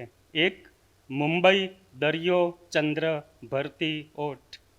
બીજું સ્થળ જેસલમેર, અફાટ રણ, તપતો સૂર્ય. ત્રીજું સ્થળ ભિલોડા, ડુંગરા અને લીલીછમ વનરાજી વચ્ચે નાનું સરખું ગામ, ઘર. પ્રકૃતિના રમ્ય વર્ણનો પાત્રોના ઇનરસ્કેપ્સને પણ પ્રત્યક્ષ કરવામાં ખપ લાગે છે. ઉદ્યનના મનના ઊંડાણમાં સમુદ્ર મંથન ચાલ્યા કરે છે. અમૃત અગાઉ નીકળનાર ઝેર પી જવાની એની તૈયારી છે. અનિકેતના મનમાં જાણે રણમંથન ચાલ્યા કરે છે. એને બસ જળની શોધ છે, અમૃતની અપેક્ષા નથી. અમૃતાના ત્યાગ માટે તો એણે દરિયો છોડીને રણની વરણી કરી છે. ઉદ્યન એના અસ્તિત્વવાદી વિચારોમાં બંધાઈ જઈને વિદ્રોહ કરતો રહે છે. અનિકેત સ્વસ્થ વિચારક ચિંતક છે. એ જીવનની સમજ ઉજાગર થાય એ માટે અતિ સજાગ છે. રઘુવીરભાઈ માને છે, લેખકે જગતના લૌકિક વૈચારિક તમામ રૂપો સમક્ષ ખુલ્લા રહેવું જોઈએ. બંધાઈ ન જતા અખિલાઈ પ્રત્યે આસ્તિક રહેવું જોઈએ. મનુષ્ય ટકી રહેવાનો છે, બલકે ઉર્ધ્વતર થતો જવાનો છે, એમ માનનાર હાથ જોડીને બેસી રહેતા નથી. જડતા અને નકાર સામે એ શ્રદ્ધાપૂર્વક વિદ્રોહ કરે છે. સર્જકની શ્રદ્ધા સદા વિદ્રોહી હોય છે. લેખકની આ સમજણ અમૃતામાં ઉજાગર થતી જણાય છે. સામસામા છેડાનો સ્વભાવ ધરાવતા ઉદ્યન અને અનિકેતના વ્યક્તિત્વના વિકાસમાં તથા પાત્ર લેખનમાં 27 વર્ષના રઘુવીર ચૌધરીની જીવનની સમજ તથા અખિલાઈ પ્રત્યેની આસ્તિકતા પણ ખપ લાગે છે. વાત વાતમાં કટાક્ષ એ રઘુવીરભાઈનો સ્વભાવ છે. જોકે છેલ્લા થોડા વર્ષોથી એમણે કટાક્ષ લગભગ છોડ્યો છે. ઉદ્યન પણ વાગે તેવા કટાક્ષ કરવામાં વિવેક દાખવતો નથી.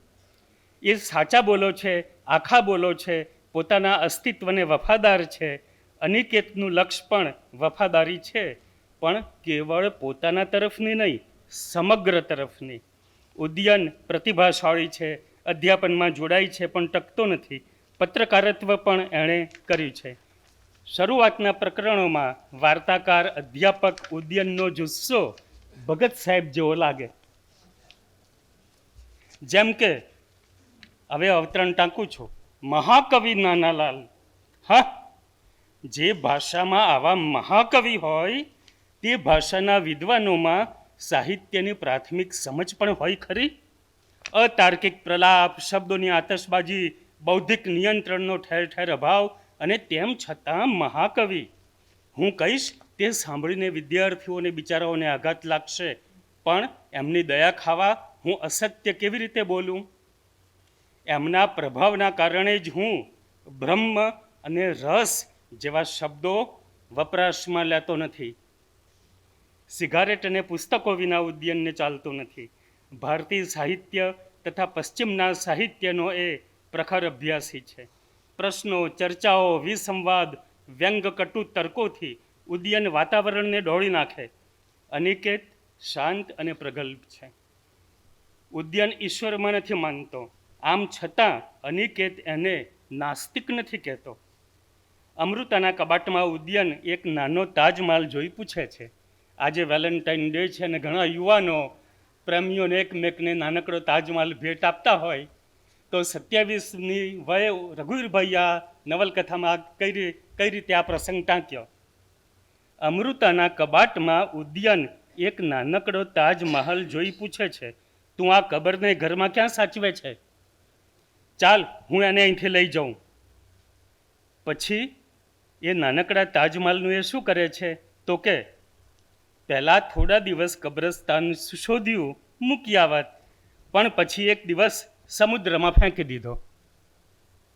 ઉદ્યન કહે છે, એ કબરને થીજી ગયેલું આંસુ કહેવાની ભાવુકતા મારામાં નથી, કારણ કે હું જાણું છું કે શાહજહાં પ્રેમી ન હતો, કામી હતો. ઉદ્યન કલા વિષયક પુસ્તકો પણ ઉથલાવે છે. ગુસ્સા જુસ્સાવાળો ઉદ્યન હળવો વિનોદ પણ કરે છે. જેમ કે અમૃતાને એ કહે છે, અમૃતા એને બોલાવે છે ક્યાંક જવા માટે, તો જવાબ આપે છે, સમુદ્ર કિનારે જવાનું હોય તો હું સ્નાન કર્યા વિના જાઉં, કોઈ હોટલમાં બેસવાનું હોય તો ચા પીધા વિના આવું, બજારમાં જવાનું હોય તો હું પૈસા ઘેર મૂકીને આવું. ઉદ્યનને ઈર્ષ્યા પણ થાય છે. અનિકેતમાં એવી કઈ વિશેષ યોગ્યતા છે કે અમૃતાને મારી નજીકથી ખેંચી જાય? અમૃતા સાથે ઉદ્યન તટસ્થતાથી વર્ત્યો છે. અમૃતાની મુગ્ધતાનો લાભ ઉઠાવવાનો વિચાર પણ એણે કર્યો નથી. ઉદ્યન કહે છે, પ્રવાહ નથી તો હું નથી. પ્રવાહમાં એ વહેતો હોય ત્યારે કોઈને એનાથી કેવી ચોટ લાગશે એની એને જાણ નથી હોતી. એ કહે છે, મારા રુધિરમાં સાબરકાંઠા અને પંચમહાલના અષાઢી વાવાઝોડાનો લય છે. મુંબઈના સમુદ્રના ઓટ સમયના મોજાની મંદ ગતિ હું અપનાવી શકું તેમ નથી. મારામાં અસંગતિઓ હોય તો એમને નિભાવવા હું સ્વતંત્ર છું. નિયતિમાં હું માનતો નથી. બીએના પ્રથમ વર્ષમાં હતી ત્યારે અમૃતાએ કહેલું, હું તને ચાહું છું ઉદ્યન. એ પછી 10 વર્ષ આ લોકો મળે છે અને તો પણ એ બંને વચ્ચેની દૂરતા એટલી ને એટલી રહે છે. અત્યારે જો યુવાનોમાં 10 વર્ષનો ગાળો હોય તો 10 વાર તો બ્રેકઅપ થઈ ગયા હોય. અમૃતાની અસ્વસ્થતાને સંધિકાળની મુગ્ધતાની સૂચક માની ઉદ્યન જવાબ આપે છે, અમૃતા, પ્રેમ નહીં, સમજથી નજીક આવેલા સાથે રહી શકે. પ્રેમ તો આકસ્મિક કહેવાય છે. જે આકસ્મિક છે, જેના પર મારું નિયંત્રણ નથી, તેને પામવાથી શું? કોલેજ કાળમાં ઉદ્યનને હરીફાઈઓમાં ભાગ લેવાનું અને વિજેતા થવાનું ગમતું. અનિકેત હરીફાઈ યોજવાની પદ્ધતિને જ અશૈક્ષણિક માને છે. અમૃતા 9મા ધોરણમાં અને ઉદ્યન 11મા ધોરણમાં ભણતા ત્યારથી તેઓ મિત્રો છે. દરેક વિષય ઉદ્યન અમૃતાને શીખવતો, તેથી એ પ્રથમ વર્ગની કારકિર્દી બનાવી શકે એમ ઉદ્યન માને છે. ઉદ્યને નક્કી કરેલું કે હવે અમૃતાને નહીં કહું કે હું તને ચાહું છું, તને સમજું છું એવું કહી શકવાની સજ્જતા કેળવી લઈશ. તે પછી એને કહીશ કે સમજની ભૂમિકા પર જ આપણે મળી શકીએ. 2 પુરુષ 1 સ્ત્રી એવી અનેક પ્રણય ત્રિકોણની કથાઓ રચાઈ છે, પણ એ બધી કથાઓથી અમૃતા અલગ છે. તે ઉદ્યન, અનિકેત અને અમૃતા જેવા પાત્રો તથા તેમની સમજના કારણે. ઉદ્યનની આંખો કદી આંસુ ભીની થતી નથી. અમૃતાની માના મૃત્યુ પછી એ અમૃતાની આંખમાં આંસુ જુએ છે તો એ લૂછતા કહે છે, અમૃતા, રડીને વેદનાને ઓછી કરવી એ કાયર માણસોનું કામ છે. વેદના તો આપણી કરોડરજ્જુ છે. ઉદ્યન ક્યારે શું બોલી ઉઠે નક્કી નહીં. ઉદ્યન, તને ક્યાં મૂકતી જાઉં? કાર ચલાવતા અમૃતા પૂછે છે તો એના જવાબમાં અમૃતાને કહે છે, કેમ, બહુ ઉતાવળ છે? એટલી બધી ઉતાવળ હોય તો મને પારસીઓના ટાવર ઓફ સાયલેન્સમાં ધકેલી જા. 10 વર્ષના પરિચય પછી અમૃતા ઉદ્યન માટે વિચારે છે. જ્યારે એને જોયો છે, કોઈને કોઈ નવા પ્રશ્ન સાથે દેખાયો છે. પ્રશ્નને અનુરૂપ એવું નવું રૂપ ધારીને એ આવ્યો હોય એમ લાગે છે. કેટલી જિંદગીઓ એ એક સાથે જીવે છે. પહેલા સર્ગ પ્રશ્નાર્થમાં ઉદ્યનનું જે રૂપ ઉઘાડ પામે છે એ આપણે જોયું. હવે આ સર્ગમાં અનિકેતનું રૂપ જોઈએ. રઘુવીરભાઈએ એમના કેફિયત લેખ મૂલ્યો આરોપીના પિંજરામાં અનિકેતને આ રીતે યાદ કર્યો છે. અમૃતામાં અનિકેત સાગરને કિનારે ગાઢ થતી સંધ્યાની ક્ષણે ચાલી રહ્યો છે. એ જુએ છે, નીરવતા ફરકે છે સડથી. પણ આ પંક્તિ અમૃતા નવલકથામાં નથી મળતી. અનિકેત અને પછી અનિકેત તથા અમૃતા એક સાથે આ પંક્તિ ગાય છે. સાગર તીરે અલસત મીરે વિહરે એકલતા. એકલતા શીર્ષકવાળું આ ગીત 1965માં રચાયું. રઘુવીરભાઈના ઉત્તમ ગીતોમાંનું એક. એની પ્રથમ પંક્તિ સાગર તીરે અલસત મીરે વિહરે એકલતા કદાચ અમૃતાના સર્જન વખતે લખાઈ હોય. અનિકેતનું વ્યક્તિત્વ ઉદ્યન કરતાં સાવ સામાછેડાનું છે. અનિકેત વનસ્પતિ શાસ્ત્રનો અધ્યાપક છે. ઉદ્યન બેફામ બોલનારો, અનિકેત બહુ ઓછું બોલનારો વ્યવહારિક માણસ. અનિકેતની આંતર સૃષ્ટિમાં સમગ્રને સ્થાન છે. વિજ્ઞાન વનસ્પતિ શાસ્ત્ર ઉપરાંત અનિકેતને સાહિત્યમાં રસ છે. ઉદ્યન વાર્તાઓ લખે છે તો ક્યારેક ક્યારેક અનિકેત ગીત રચે છે. અનિકેત શાંતિનિકેતનજીને બંગાળી ભાષા પણ શીખી આવ્યો છે અને જીવનાનંદ દાસની કવિતાઓ અને બંગાળી ગીતો પણ એ ગાય છે. અનિકેત પરંપરામાં, વારસામાં, સંસ્કૃતિમાં, શ્રદ્ધામાં માને છે. વિદ્યાર્થી આલમમાં અનિકેત એના શારીરિક સૌંદર્ય માટે, સિમેટ્રી અને ગ્રેસ માટે પણ જાણીતો છે. અનિકેત ઉદ્યન અમૃતાના ભવિષ્યમાં વિઘ્ન બનવા નથી ઈચ્છતો. એ માને છે પ્રેમીને પ્રાપ્ત કર્યા વિના પણ પ્રેમ થઈ શકે. જે તર્કાતીત અને ઇન્દ્રિયાતીત છે તેને પણ અનિકેત સ્વીકારે છે. અમૃતા બાબતે ઉદ્યનને નિશ્ચિંત કરવા એ કહે છે, અમૃતા પ્રત્યે મને કશો સ્વાર્થ નથી, પણ હું એના સૌંદર્ય વિશે, એની સમજ વિશે, એની શાલીનતા વિશે ઊંચો અભિપ્રાય ધરાવું છું. અમૃતાના પરિચયથી અનિકેત આનંદ અનુભવે છે. અનિકેતના પાત્રનું ઊંડાણ, એની સમજનું ઊંડાણ એના આ વાક્ય થકી પમાય છે. મને અમૃતા માટે પક્ષપાત છે, કારણ કે અમૃતાને જોયા પછી હું જગત અને જીવનને સૌંદર્યના સંદર્ભમાં જોતા શીખ્યો છું. આ સમજ 27 વર્ષના લેખકે દાખવેલી. અમૃતાને જોયા પછી હું જગત અને જીવનને સૌંદર્યના સંદર્ભમાં જોતા શીખ્યો છું. રણનો વધતો વિસ્તાર રોકીને વનસ્પતિ દ્વારા કેમ કરીને સમૃદ્ધિ વધારી શકાય તે અંગે શોધ અને અધ્યયન કરવા માટે અનિકેત મુંબઈ છોડે છે. અનિકેત બંગાળી ગીત પંક્તિ પણ ગાય છે. તિમિર અવગુંઠને વદન તવ ઢાકી કે તુમી મોમ અંગને દાંડાલે કાકી. તો અમૃતા પ્રથમવાર અનિકેતના ઘરે આવે ત્યારે એ ગાલિબનો શેર પણ કહે છે. એ કહેવા સિવાય પોતાને બીજું કશું અભિપ્રેત નથી એની ખાસ ચોખવટ કરીને, વો આએ હમારે ઘર મેં ખુદા કી કુદરત है, वो आए हमारे घर में खुदा की कुदरत है, कभी हम उनको कभी हमारे घर को देखते हैं. મુંબઈ છોડીને જવાનો નિર્ણય કર્યા પછી અમૃતાને કહે છે, જે વળાંક આગળ આવીને આપણે ઊભા છીએ તે જો નિયતિકૃત હોત તો શ્રદ્ધા ભર્યા અવાજે હું તમને કહેત કે સરહદો તોડીને તમે આવજો. મોગ્ધના પ્રથમ પૂરના સામે કાંઠે આપણે નીકળી ગયા છીએ. અમૃતા, હું તમને ચાહું છું. તમારા સૌંદર્ય અને સૌહાર્દ સામે મારા તમામ નિષેધો હતપ્રભ બની ગયા. એક જ હકીકત છેવટે પ્રતીત થઈ કે હું તમને ચાહું છું, પણ આટલું કહીને હું અટકી જતો નથી. જાઉં છું, કેવળ અધ્યયન માટે નથી જતો, અહીંથી દૂર પણ જાઉં છું. એના મનમાં આમ કે પછી ઉદ્યનને હું દૂર જતો રહીશ તો ઉદ્યન અમૃતા નજીક આવશે.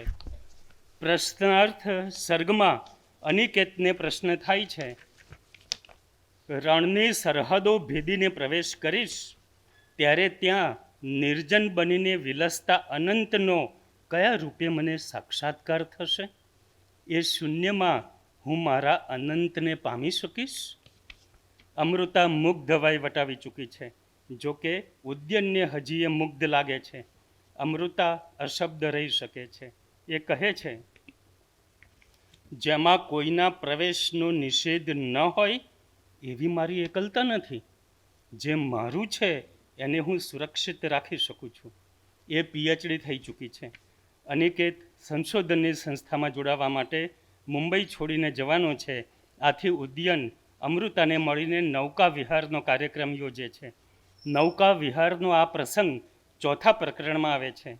થાય કે નવલકથાની શરૂઆત જો આ નૌકા વિહારથી થઈ હોત તો. સમુદ્ર અને ચાંદનીના વર્ણનથી લેખક સંકુલ સંકેતો કરે છે. અસ્તિત્વ, સ્વાતંત્ર્ય અને પરવશતા ચિંધે છે. ઉદાહરણ: શરૂમાં તો સમુદ્ર ચાંદનીના ઉજાસથી લેશ માત્ર પ્રભાવિત ન હોય તેમ નિજમાં નિમગ્ન રહે છે. કાંઠાઓના સ્વાતંત્ર્યને અબાધિત રહેવા દે છે. પણ પછી એક એવો સમય આવે છે જ્યારે આખો ને આખો સમુદ્ર છલકાવા લાગે છે.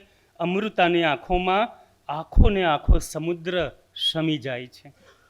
સમુદ્રના, રણના, ડુંગરાઓ તથા વનરાજીના ભવ્ય રમ્ય વર્ણનો આ નવલકથામાં અવારનવાર સાંપડે છે, જે પાત્રોની આંતરસૃષ્ટિને ઉજાગર પણ કરે છે. સમુદ્રને જોતાં અમૃતાને લાગે છે સમુદ્ર જાણે એકત્રિત પૌરુષ છે અને આ ધરતી છે નારી. સમુદ્રના ખોળામાં ધરતી, ચારે ગમ સમુદ્ર. એવું શું ખૂટે છે બંનેમાં કે એ સતત અન્યમાં શોધ્યા કરે છે? કેવી છે આ શાશ્વત અતૃપ્તિ? ઉદ્યનના અસ્તિત્વ અને સ્વાતંત્ર્યના વિચારો કંઈક અંશે અમૃતામાં પણ ઉતર્યા છે. એ ઉદ્યનને તથા અનિકેતને બરાબર ઓળખે છે.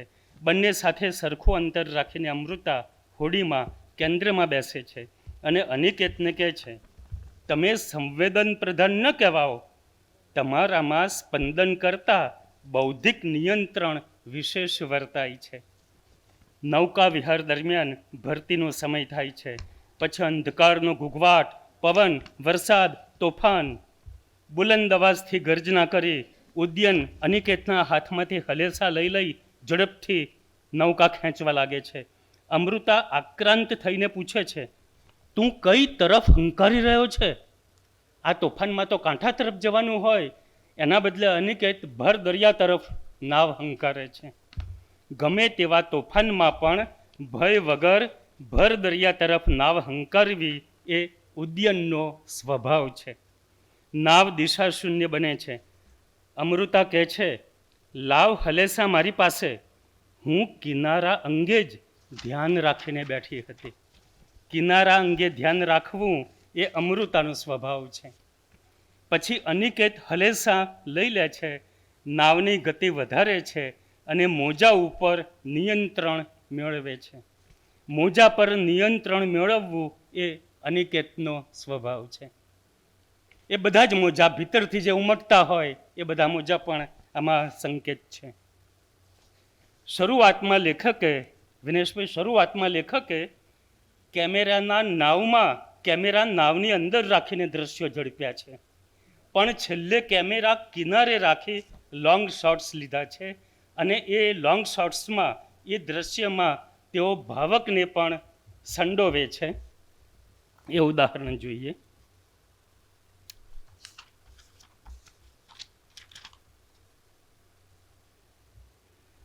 સીધું ભાવકને લેખક કહે છે, માની લો કે તમે કિનારે ઊભા છો. પેલા પામ વૃક્ષોની પાસે સર્વવ્યાપી અંધકારમાં પણ તમે ઉછળતા મોજા પર ઝૂલતી વિવશ નાવને જોઈ શકો છો. નાવને પાછળ મૂકી ધસી આવતું મોજું તમારી દ્રષ્ટિ વચ્ચે દિવાલ બને છે. નાવ તમને દેખાતી નથી. તમે ભ્રમને વશ થઈને માની બેસો છો કે નાવ ગઈ, પણ ત્યાં તો પાછળથી વિના વિલંબે ઉછળતું મોજું નાવને ઊંચકે છે. એ ઊંચકાઈને પટકાઈ એ ડૂબી. તમે માત્ર દર્શક છો, છતાં વિહવળ બની જાઓ છો. આમ કહીને તેઓ ભાવકને ઇન્વોલ્વ કરી ભાવકની અંદર પણ સંવેદનો જગાડે છે. રઘુવીરભાઈ માને છે કે સંવેદન એ સેતુ છે. છેવટે એક પથ્થર વચમાં આવવાથી નાવ તૂટે છે ધડાકા સાથે. એક શિલા સાથે ઉદ્યનનું માથું અફળાય છે. મોજાઓની ગતિ અસહ્ય છે. કિનારો નજીક છે. ઘાયલ ઉદ્યન અનિકેતને કહે છે, તું અમૃતાને મદદ કરજે. અનિકેત અમૃતાને ખભો ધરે છે. અમૃતા અનિકેતનો આધાર લે છે. ઉદ્યનના કપાળમાંથી લોહી વહે છે. છેવટે ત્રણેય કિનારે પહોંચે છે. ઘાયલ ઉદ્યનને અનિકેત ઉપાડી લે છે. ડૉક્ટર સારવાર વગેરે વ્યવસ્થા કરે છે. અમૃતાને થાય છે, અનિકેત કે ઉદ્યન? આ વરણી કેવળ અભિરુચિ પર અવલંબતી હોત તો કેવું સારું. સાથે સાથે મને નૈતિક કર્તવ્યનો બોધ ન થતો હોત તો કેવું સારું હોત. ઘરે પહોંચતા અમૃતાને ઓશિકા પાસે પત્ર મળે છે. અક્ષર એના ભાભીના છે. ભાભી લખે છે, 2 પુરુષો સાથે તમારો આ પ્રકારનો સંપર્ક આપણા પરિવારની પ્રતિષ્ઠાને છાજે તેવો નથી. ભલે તમારા અતિ આધુનિક માનસને એમાં કશું અજુગતું લાગતું ન હોય, તમે આ અંગે વિચાર કરશો તો અમારા ઉપર ઉપકાર થશે. અમૃતા છળી ઉઠે છે, વિચારે છે, મારા ભવિષ્યનું નિર્માણ હું મારી સ્વતંત્ર ઈચ્છા શક્તિથી કરીશ. એમાં હસ્તક્ષેપ કરવાનો કોઈને અધિકાર નથી. ઉદ્યનને પણ નહીં, અનિકેતને? ના, અનિકેતને પણ નહીં. ઘર છોડી દઈશ ને બીજે રહેવા જઈશ, નોકરી કરીશ. મારે સંપત્તિ નથી જોઈતી, સ્વતંત્રતા જોઈએ છે. અમૃતા અનિકેત સામે સ્વતંત્રનો વિચાર ભૂલી જાય છે. લજ્જા અનુભવીને પરવશતા અપનાવી લે છે. આવું સહજ થાય છે. સ્વતંત્રતાની વાત અને પરવશતાની સ્થિતિ વચ્ચે વિરોધાભાસ એ અનુભવે છે. પ્રથમ સર્ગ પ્રશ્નાર્થના અંતે અમૃતા ઉદ્યનને પૂછે છે, હું તો એમ પણ કહીશ કે ઉદ્યન અને અનિકેત પણ મારા સમગ્ર વ્યક્તિત્વને સ્વીકારવાના બદલે મને મુખ્યત્વે નારી રૂપે જ ઓળખતા જોતા રહ્યા છે. તારા ઉમળકામાં અને અનિકેતની સ્વસ્થતામાં પણ મને કશુંક એવું ઉપસ્થિત લાગે છે જે મને બેચેન બનાવી મૂકે છે.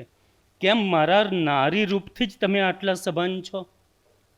તું જ કે પુરુષ તરીકે નહીં પણ મનુષ્ય તરીકે તું આત્મનિર્ણયનો હક ભોગવે છે એ સ્થિતિમાં મને મૂકી શકે તેમ છે?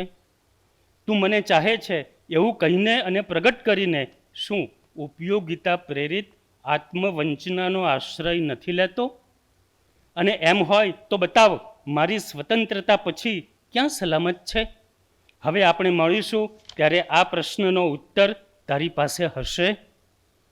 રઘુવીરભાઈ ભારતીય દર્શનશાસ્ત્રમાં શ્રદ્ધા ધરાવે છે. અસ્તિત્વવાદ તથા સ્વાતંત્ર્ય વિશે એમણે કેફિયત લેખમાં નોંધ્યું છે. કેટલાક અસ્તિત્વવાદીઓએ વર્ણિના સ્વાતંત્ર્ય પર વધારે પડતો ભાર મૂક્યો છે. આપણે આપણી પસંદગીને જળોની જેમ વળગી રહીએ તો સંવેદન કુંઠિત બને. સ્વત્વને ખોયા વિના કરેલો અનિશ્ચિતતા અને અસહાયતાનો સ્વીકાર વૈરાગ્યની દિશા ચીંધે. અધ્યાત્મ જેવું પણ કંઈક છે એમ માનવાનું મન થાય છે. અમૃતામાં રઘુવીરભાઈની સર્જક પ્રજ્ઞાની સાથે સાથે દર્શન પણ ઉઘાડ પામે છે.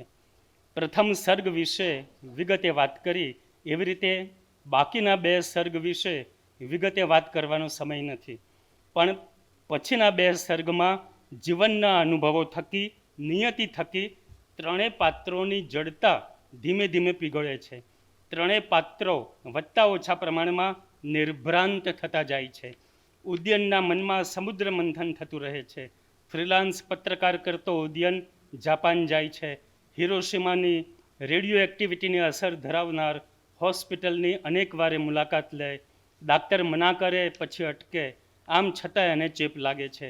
મુંબઈ માંદો પડે છે, એને હોસ્પિટલમાં દાખલ કરવાની તૈયારી થાય ત્યારે છેલ્લી ઘડીએ એ પોતાના બાહુમાં જોરથી બ્લેડ ઘુસાડી દે છે. પુષ્કળ લોહી વહી જાય છે. લોહીની બોટલો ચડાવાય છે ને એનું જીવન બચે છે. આ અનુભવથી એને સમજાય છે કે આ સૃષ્ટિમાં જે કંઈ છે તે બધું પરસ્પર સંકળાયેલું છે. કોઈ એકલું નથી. સ્વતંત્ર વ્યક્તિત્વનો કોઈ અર્થ નથી. માણસ સમગ્ર સાથે સંકળાયેલો છે. જીવનના અનુભવો થકી અમૃતાના મનમાં પણ આત્મમંથન ચાલ્યા કરે છે. એ સ્વાતંત્ર્ય ઈચ્છતી હતી. ઘર છોડીને એકલી રહેવા જાય છે, પણ એને થાય છે પાછી સ્વજનો સાથે રહેવા ચાલી જાઉં.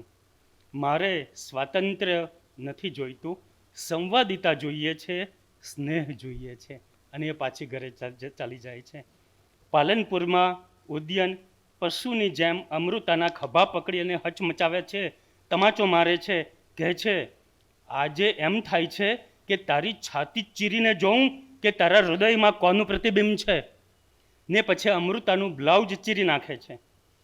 બાલારામમાં અમૃતા ઉદ્યનને સ્પષ્ટ કહી દે છે, હજી તું જોઈ શકતો નથી, જો આંખો ફાડીને જોઈ લે, સ્પષ્ટ શબ્દોમાં સાંભળી લે, હું અનિકેતને ચાહું છું, અનિકેતને જ તને નહીં. પણ પછી અમૃતાને થાય છે, મારી વરણી પણ નિર્દોષ રહી ન શકી. એકને હું વ્યગ્ર અને ત્રસ્ત કરી બેઠી, બીજાને હું તટસ્થ અને નિસ્પૃહી બનવા પ્રેરી બેઠી, અને હું રહી સૂકી નદીની જેમ અતૃપ્ત. રાજસ્થાનના પ્રવાસ દરમિયાન ચિત્તોડમાં અમૃતા જાગે છે ત્યારે 4 શતક પૂર્વેનો સમય એની સંવિતમાં વર્તમાન કાળ બને છે. અંશુવન જલ સિંચ સિંચ, પ્રેમ બેલ બોઈ. ઉદ્યન સુધરે એવી ઈચ્છા અમૃતા સેવે છે, પણ છેવટે ઉદ્યનની માંદગીથી, અનુકંપાથી અમૃતા ઉદ્યન જેવો છે તેવો સ્વીકારી લે છે, અને અમૃતા એના સમગ્રને હોડમાં મૂકવા સજ્જ થાય છે, અને અંત સમય સુધી અમૃતા ઉદ્યનની સેવા કરે છે. અનિકેતની ભીતર પણ જાણે રણમંથન ચાલ્યા કરે છે. અંતે એને સમજાય છે કે એની નિરપેક્ષતા કેટલી પોકળ હતી. આ સૃષ્ટિમાં સઘળું સાપેક્ષ છે. એ પ્રેમીમાંથી પ્રેમ બનવાની ઝંખના ધરાવે છે. હોવામાંથી આગળ વધીને એ વિસ્તરવા ઈચ્છે છે. એ માને છે બીજાના સ્વાતંત્ર્યનો સંપૂર્ણ સ્વીકાર એટલે પ્રેમ. અનિકેતનો પ્રેમ ઉદ્યન માટેનો પણ ભાવક ચિત્તમાં વસી જાય છે. 17 વર્ષનો હતો ત્યારે મુગ્ધ વયે મેં અમૃતા વાંચી હતી. અત્યારે ફરીથી વાંચી અને રઘુવીરભાઈની સૂક્ષ્મ દ્રષ્ટિ સ્પર્શી ગઈ. અમૃતાના લેખન વખતે એમની ઉંમર આશરે 27 જેટલી હશે, અને છતાં જીવનની કેવી સૂક્ષ્મ સમજ. નવાઈ તો એ લાગે ભૂગોળ, ભૌતિકશાસ્ત્ર, તબીબી વિજ્ઞાન વગેરેની પણ ઝીણી ઝીણી વિગતો અમૃતામાંથી મળે છે. ન્યુક્લિયસની વાત હોય કે પછી લ્યુકોમિયા, એંગ્રેન્યુલોસાઇટોટિસ કે લ્યુકોસાઇટોટિસની, ઇતિહાસ તથા મિથના કેટલા સંસ્કૃતિ સંદર્ભોનો કથામાં સફળ વિનિયોગ. પ્રકૃતિ, પશુ, પંખી, જીવ જંતુ આ બધાનો આમાં વિનિયોગ થયો. નગીનદાસ પારેખને રાજસ્થાનમાં ફરતા અનિકેતને આવેલું સ્વપ્ન અને સમુદ્ર મંથનની વાર્તામાં પ્રસ્તાર વધારે થયો હોય એવું લાગ્યું છે. સમુદ્ર મંથનની વાર્તા મને તો જચી છે, પણ હા, ભાષા બાબતે, બોલી બાબતે એક સવાલ થાય છે કે બધા પાત્રોની તથા લેખકની ભાષા કેમ એક સરખી અતિ શિષ્ટ લાગે છે? ભિલોડાનો ભીલ યુવક પણ શું આવી શિષ્ટ ભાષા બોલે? હા, નવલકથાનું છેલ્લું દ્રશ્ય ચિત્તમાં જડાઈ જાય છે, અને એ ઉદ્યનના મૃત્યુનો. ઉદ્યન હાંફતા છતાં નિર્વિકાર ચહેરા પર એકાએક ગજબની ચમક ધસી આવી. એનું મસ્તક ઊંચું થયું અને હાથ ઊંચકાયા, અને અનિકેત ભોંઠો પડીને એક ડગલું પાછો પડ્યો. ઉદ્યનના મૃત્યુ પછીએ અનિકેત અમૃતા પાસે નથી ઊભા.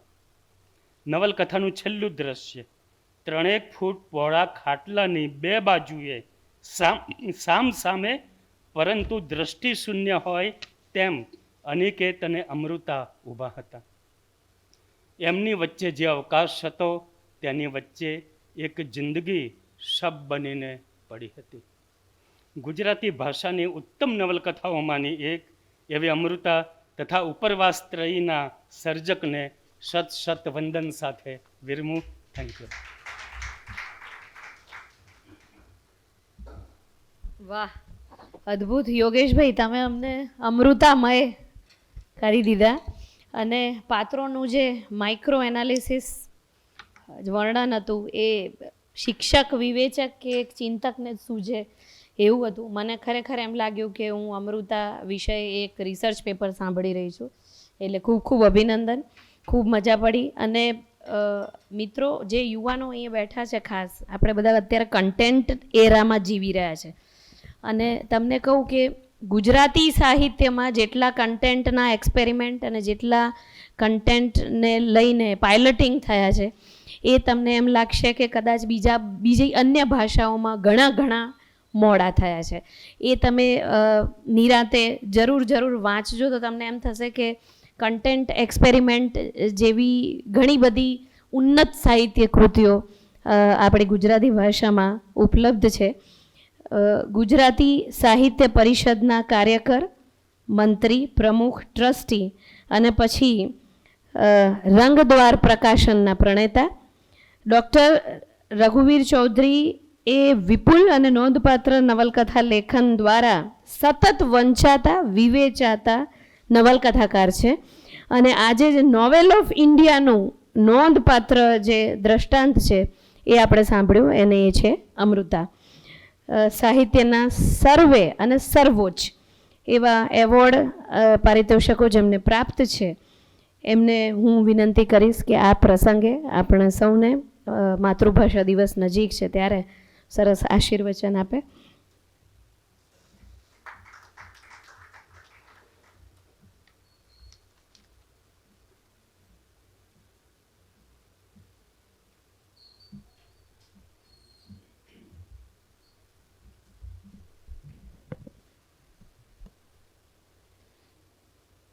વિનેશભાઈ, યોગેશભાઈ, પ્રીતિબેન, ભીખેશભાઈ અને શું નામ બેનનું? મિત્તલ. અને આપ સૌ. હા,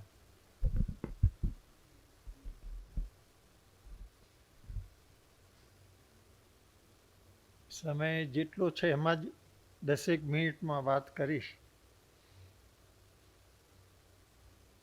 આજે આ પહેલાં એક સારો કાર્યક્રમ હતો પુસ્તક પરિચયનો, એમાં પણ સારો એવો સમય ગયો અને સારું થયું જે ચર્ચા થઈ તે. વિનેશભાઈ તો વધુ સમય લઈ શક્યા હોત, પણ એમણે થોડીક મિનિટમાં જ વાત કરી. એ આપણી ભાષાના અગ્રગણ્ય નવલકથાકાર છે, વાર્તાકાર છે, નિબંધકાર પણ એટલા સારા છે. અને યોગેશે 17 વર્ષે અમૃતા વાંચી હતી, પ્રીતિબેને 16 વર્ષે વાંચેલી, કે ઓછા હતા એનાથી 15. આમ તો એ 16 વર્ષના જ રહ્યા છે પછી પણ. ત્યારે CNમાં ભણતા હતા, મને યાદ છે બરાબર. એ આપણી ભાષાના અગ્રગણ્ય લેખકો કે લેખિકા જે કહો એમાં છે. ને ઘણું લખ્યું છે અને સારું પણ લખ્યું છે. એમને જે પ્રવાસો કર્યા તો એ જ કરી શકે. કોનું ગજું છે એટલા પ્રવાસો કરવાનું? એમના પ્રવાસ લેખન ઉપર પણ PhD થયા છે. એમની એક નવલકથા વિશે મેં લખેલું, એ કદાચ એ ભૂલી ગયા છે કે હા યાદ છે પણ બોલ્યા નહીં તમે. તો નવલકથામાં પાત્રોના આંતર સંબંધોને બધું સરસ રીતે એમણે કર્યું છે. ભાષા પણ એ ઘડતા રહ્યા છે. આજે વાત કરવી હોય તો આપણી ભાષાની પ્રથમ મહાન નવલકથા સરસ્વતીચંદ્ર વિશે વાત કરવી જોઈએ. આજે એ નવલકથાને 125 વર્ષ થયા. 1901માં એનો ચોથો ભાગ પ્રગટ થયેલો અને પહેલો 1887માં.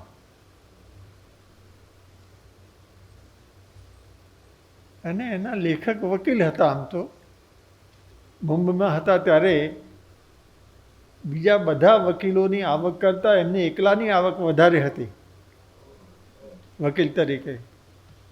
એવી મોટી આવક બધું છોડીને એ નડિયાદ આવ્યા અને સંકલ્પ કર્યો હતો કે જીવનમાં મુખ્ય કામ ભાષા, સાહિત્ય, સંસ્કૃતિનું કરવું છે. ઉમાશંકરભાઈનો બહુ સરસ લેખ છે સરસ્વતીચંદ્ર ઉપર. એમણે જે બધા સંદર્ભો આપ્યા છે કે ગોવર્ધન રામે શું શું વાંચ્યું છે, જે વાંચ્યું છે એનો વિનિયોગ એમણે આ કથામાં કર્યો છે. પણ આજે જો ભીખેશભાઈ તો આ વેલેન્ટાઇન ડે ઉજવવાના હતા, પણ કેમ માંડી વાળ્યું ખબર નહીં. એમને એમ કે પ્રેમના વિરોધીઓ ધમાલ કરશે, પણ જો ઉત્તમ પ્રેમ કથા આપણી ભાષામાં હોય તો સૌથી હૃદયસ્પર્શી પ્રેમ કથા તો શરદચંદ્રમાં જ છે.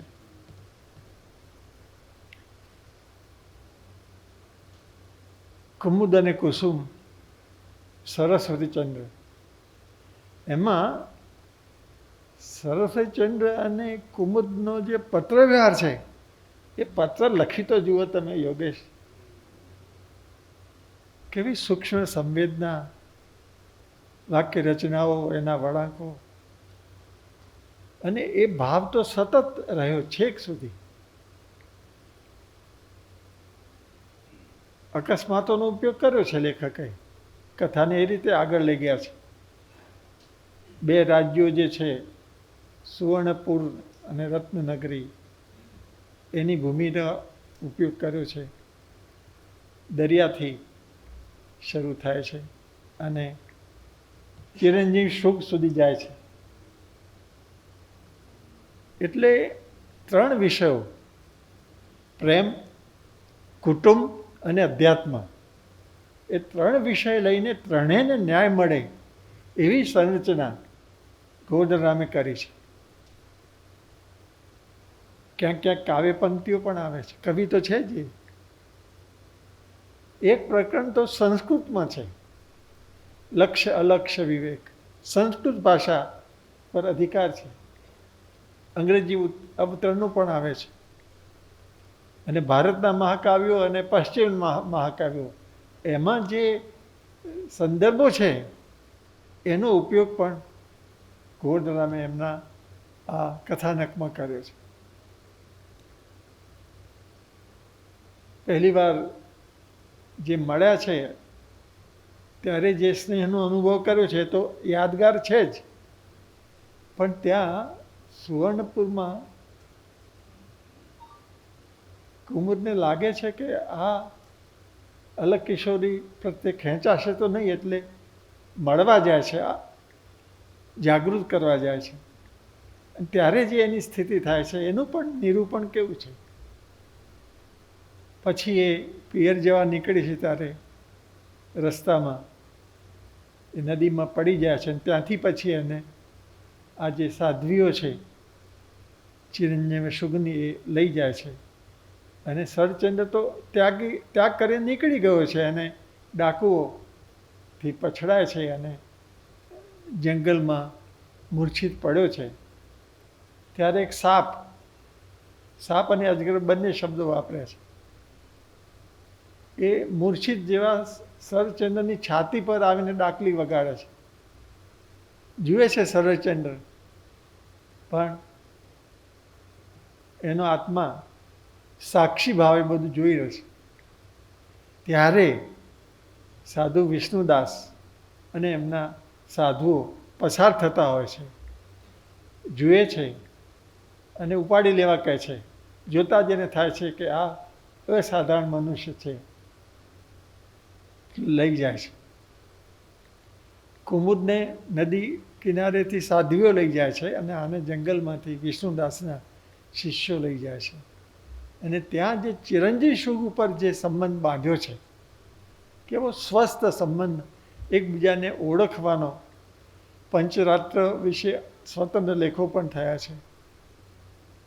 એટલે આ પરણ્યા નહીં, પણ પ્રેમને કેટલો પરિષ્કૃત કરીને એકબીજાને સમજ્યા, એ ગોવર્ધન રામ સિદ્ધ કરે છે. આ તો તમે ઝીણવટથી વાંચો તો જ સમજાય, ગળે ઉતરે.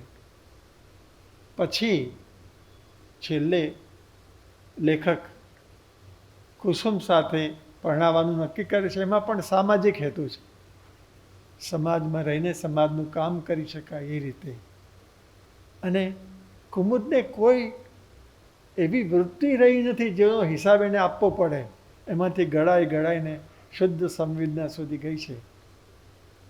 અને કુસુમ તો પહેલાંથી જ જરા નવા વિચારોવાળી હતી, એ સ્વીકારે છે અને એ શરદચંદ્ર તરફ ઝૂકે છે ત્યારે જોઈને કુમુદ ઘેલી મારી કુસુમ એવું બોલે છે. પ્રકરણનું નામ પણ એ છે. આપણને લાગતું નથી, આપણને એટલે જો તમે સમર્પણ ભાવે વાંચો તો ટીકા કરવા માટે તમે બધું કહી શકો. આપણા બે મોટા લેખકો સુરેશ જોશી અને ચંદ્રકાંત બક્ષી એ મોટા ટીકાકાર છે ગોરધરામના. એ બંને એકબીજાના પણ ટીકાકાર છે, પણ ગોરધરામના તો સવિશેષ. પણ આપણા બધા મોટા વિવેચકોએ આ નવલકથા 4 ભાગમાં કેટલા પૃષ્ઠ લખી છે. અને ગુજરાતી ગદ્ય તો ત્યારે અવતાર લઈ રહ્યું હતું, એટલે કે ગોવર્ધનરામની ઉંમર જેટલી જ ઉંમર હતી ગુજરાતી ભાષાની ત્યારે.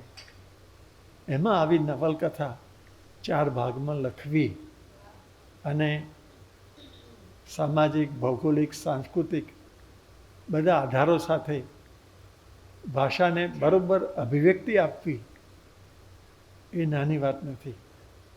એટલે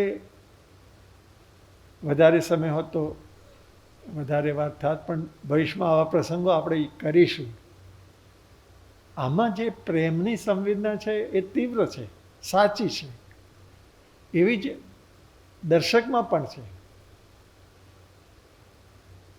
સત્યકામ અને રોહિણી પણ એવી જ લાગણી અનુભવી શકે છે. પન્નાલાલમાં પણ એ વસ્તુ છે. મુનશીમાં એ રીતે નથી આવી, એ છટાઓમાં એ ચાલે છે. પણ આ 3 લેખકો જેમણે દીર્ઘ કથાઓ લખી છે એ પ્રેમની અનુભૂતિને વ્યક્ત કરવામાં બહુ સફળ થયા છે. એને માટેની ભાષા પણ એમની પાસે છે. એટલે ભાષાના અભ્યાસ માટે આજે જો ભાષા દિવસ હોય તો તમારે જેમને સમય હોય તે શરદચંદ્ર જરૂર વાંચે અને એ ભાષાનો આસ્વાદ કરે ને એમાંથી જેટલું બને એટલું શીખે. ઘણું શીખવા જેવું એમાંથી આપણને મળશે. તો આટલા શબ્દો સાથે આયોજન ભીખેશ તમારું એકલાનું કે બીજા કોઈ છે એમાં? અમદાવાદ મેડિકલ કે મેનેજમેન્ટ? હા, મેનેજમેન્ટ. ત્યાં હતા તે આપણે પુસ્તકના પ્રકાશનમાં હતા એ ભાઈઓ તે. એ કાર્યક્રમ પણ સારો હતો અને એ બેન બોલ્યા હતા પણ સારું. સંશોધન કેવા પ્રકારનું વ્યક્તિ અને સંસ્થાનું હોય એની વાત એમણે એ કરી. એટલે એ કાર્યક્રમ પણ સારો થયો. અને આ કાર્યક્રમમાં યોગેશે તો કેટલી મહેનત કરી છે. હા, થોડા દિવસમાં આટલું બધું લખ્યું. હા, ઘણું કર્યું. હવે પ્રીતિબેન, તમે પણ ક્યારેક ઈચ્છા થાય તો લખો શરદચંદ્ર. અરે, શરદચંદ્ર વિશે અને અમૃતા બંને વિશે લખો. પોતાના વિશે પણ લખો. આત્મકથા નથી લખી નથી, એ લખો. એ અમે વાંચીશું. હા, નાના બધા વાંચશે. પ્રીતિબેન અમેરિકામાં પણ ઘણી ઉત્તમ પ્રવૃત્તિઓ કરે છે. આજે તો સમય નથી, નહીં તો એ તો ગાય છે પણ સારું. નાટકમાં પણ એમને સરસ થોડા દિવસમાં ભાગ લઈને સરસ અભિનય કરેલો છે. બંગાળી જાણે છે. અંગ્રેજીના તો અધ્યાપિકા હતા. ગુજરાતી પણ સરસ લખે છે. એટલે એમનો ઉમેરો થયો એ તો તમે ક્યાંથી તમને જડાય વિખેશ? હા,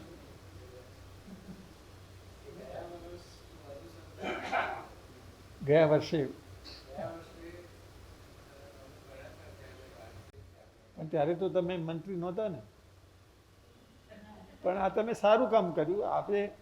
અમે લોકો તો કાયમી છીએ અહીં, પણ પ્રીતિબેનનો લાભ મળ્યો. એ થોડો વધારે સમય આપી શક્યા હોત, બોલી શક્યા હોત. પણ હવે એ જ વધારે રોકાવાના હોય તો એમનો લાભ મળે એવું કંઈક ગોઠવો. અને તમે પણ બેન, તમે પણ તૈયારી કરીને બધું સંચાલન કર્યું. રેડિયો પર સમાચાર તમે નથી વાંચતા ને? એ તમે જ છો. તો એ મિત્તલ પટેલ તો પેલી અમારે. અને તમે? હા એ પણ સમાચાર વાંચે? તમે વાંચો? અરે વાહ, સારું સારું વાંચો છો તમે. મને એમ કે એ મિત્તલ હશે એટલે હું ધ્યાનથી સાંભળતો હતો, પણ હવે પણ તમે પણ સારું સારું. તો આ કાર્યક્રમનું સંચાલન કર્યું તૈયારી સાથે, એટલે એ સારું કહેવાય. અને ભીખેજ તમને અભિનંદન આપવાની જરૂર હોય તો આપું. એ એમને આ જે કામ કર્યું કે અરવિંદ બારોટને પણ એનો પરિચય વધારે વિસ્તારથી આપ્યો. બરાબર છે. અરવિંદ ઇઝર્સ આજે હવે મોડું થઈ નહીં તો ગાય છે પણ સારું. એટલે ભવિષ્યમાં એવું રાખો કે અરવિંદ આવે તો એની પાસે ગવડાવવું. અને સુભાષ પાસે તો જે તમે કહો તે. સુભેશ સારા અભિનેતા હતા. અમારે ત્યાં વેણાવેલીમાં રાજા થતા હતા. એટલે સારું, જે થોડાક પણ સરસ માણસો આવીને બેઠા, છેક સુધી ટકી રહ્યા.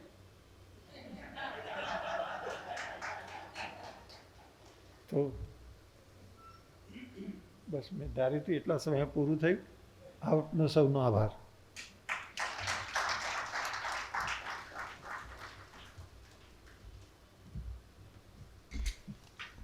આપનો ખૂબ ખૂબ આભાર સર કે અમને બધાને આપનો આ સત્સંગની પ્રસાદી મળી. મિત્રો, એ વિચારે ફૂલે ગજગજ મારી છાતી, હું અને મારી ભાષા બેઉ ગુજરાતી. ગુજરાતી માતૃભાષા દિવસની આપ સૌને શુભેચ્છાઓ. આજનો આ કાર્યક્રમ માતૃભાષા પુસ્તકો અને જીવન એ આપ સૌના સહકાર વિના શક્ય ન બન્યો હોત. આપ સૌ આવ્યા એટલે ખૂબ ખૂબ આભાર. ઔપચારિક જે વોટ ઓફ થેન્ક્સ હોય છે એના માટે હું ભીખેશભાઈને બોલાવીશ.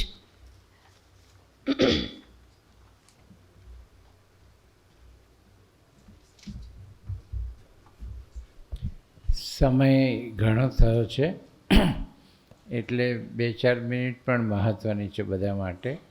ખાસ તો આભાર વિધિ આપ સૌનો ખૂબ આભાર.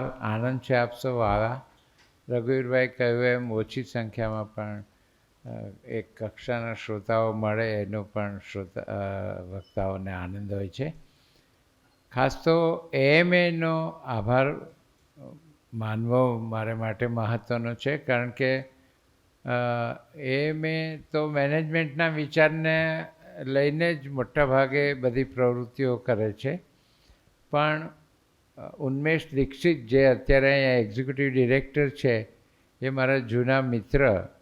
એને મેં રિક્વેસ્ટ કરી કે માણસ પૈસાવાળો થશે, મેનેજમેન્ટ આવડશે અને સફળ થશે અને પૈસાવાળો થશે, એ પણ જો એ પોતાનો જ વિચાર કરશે, સુસંસ્કૃત નહીં બને, સારો માણસ નહીં બને, તો એ સમાજને ઉપયોગી નહીં થઈ શકે. પોતાના સ્વાર્થનો જ વિચાર કરશે. એટલે તમે થોડા સાહિત્યિક કાર્યક્રમો, સાંસ્કૃતિક કાર્યક્રમો પણ કરો તો એ માણસની એક પ્રકારની કેળવણી છે.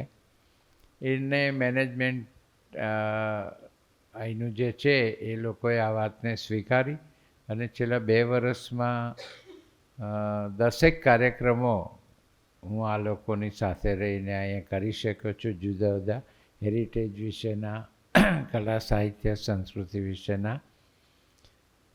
એટલે મેનેજમેન્ટ, અમદાવાદ મેનેજમેન્ટ એસોસિએશનનો આભાર. ને વ્યક્તિગત રીતે નામ કહું તો ઉન્મેષ દીક્ષિત, અને અહીંયા લાઇબ્રેરિયન છે મુકુંદભાઈ પટેલ, એ પણ પડદા પાછળ રહીને ખૂબ સારું બધું આયોજનમાં મદદ કરતા હોય છે. એમનો પણ આભાર. આપ સૌનો આભાર. વક્તાઓ જે ટૂંકા ગાળામાં બધાએ મારી વાત સાંભળી, સમજી અને આ કાર્યક્રમમાં સહભાગી થવાનું સ્વીકાર્યું, એ માટે સૌનો આભાર. ખાસ તો આપણે માતૃભાષાની આજે જે વંદના કરી એ તો એક નાનકડો પ્રયાસ છે, પણ આપણે કાયમ માટે આપણી માતૃભાષા સાથે વધુને વધુ સારી રીતે જોડાયેલા રહીએ. એના જે વર્ધન સંવર્ધનના કામો થતા હોય છે એ બધામાં પણ આપણે સહભાગી બનીએ એવી પ્રાર્થના સાથે આજનો આપણો કાર્યક્રમ અહીંયા આપણે પૂરો કરીએ છીએ. સૌનો ખૂબ ખૂબ આભાર. વંદન.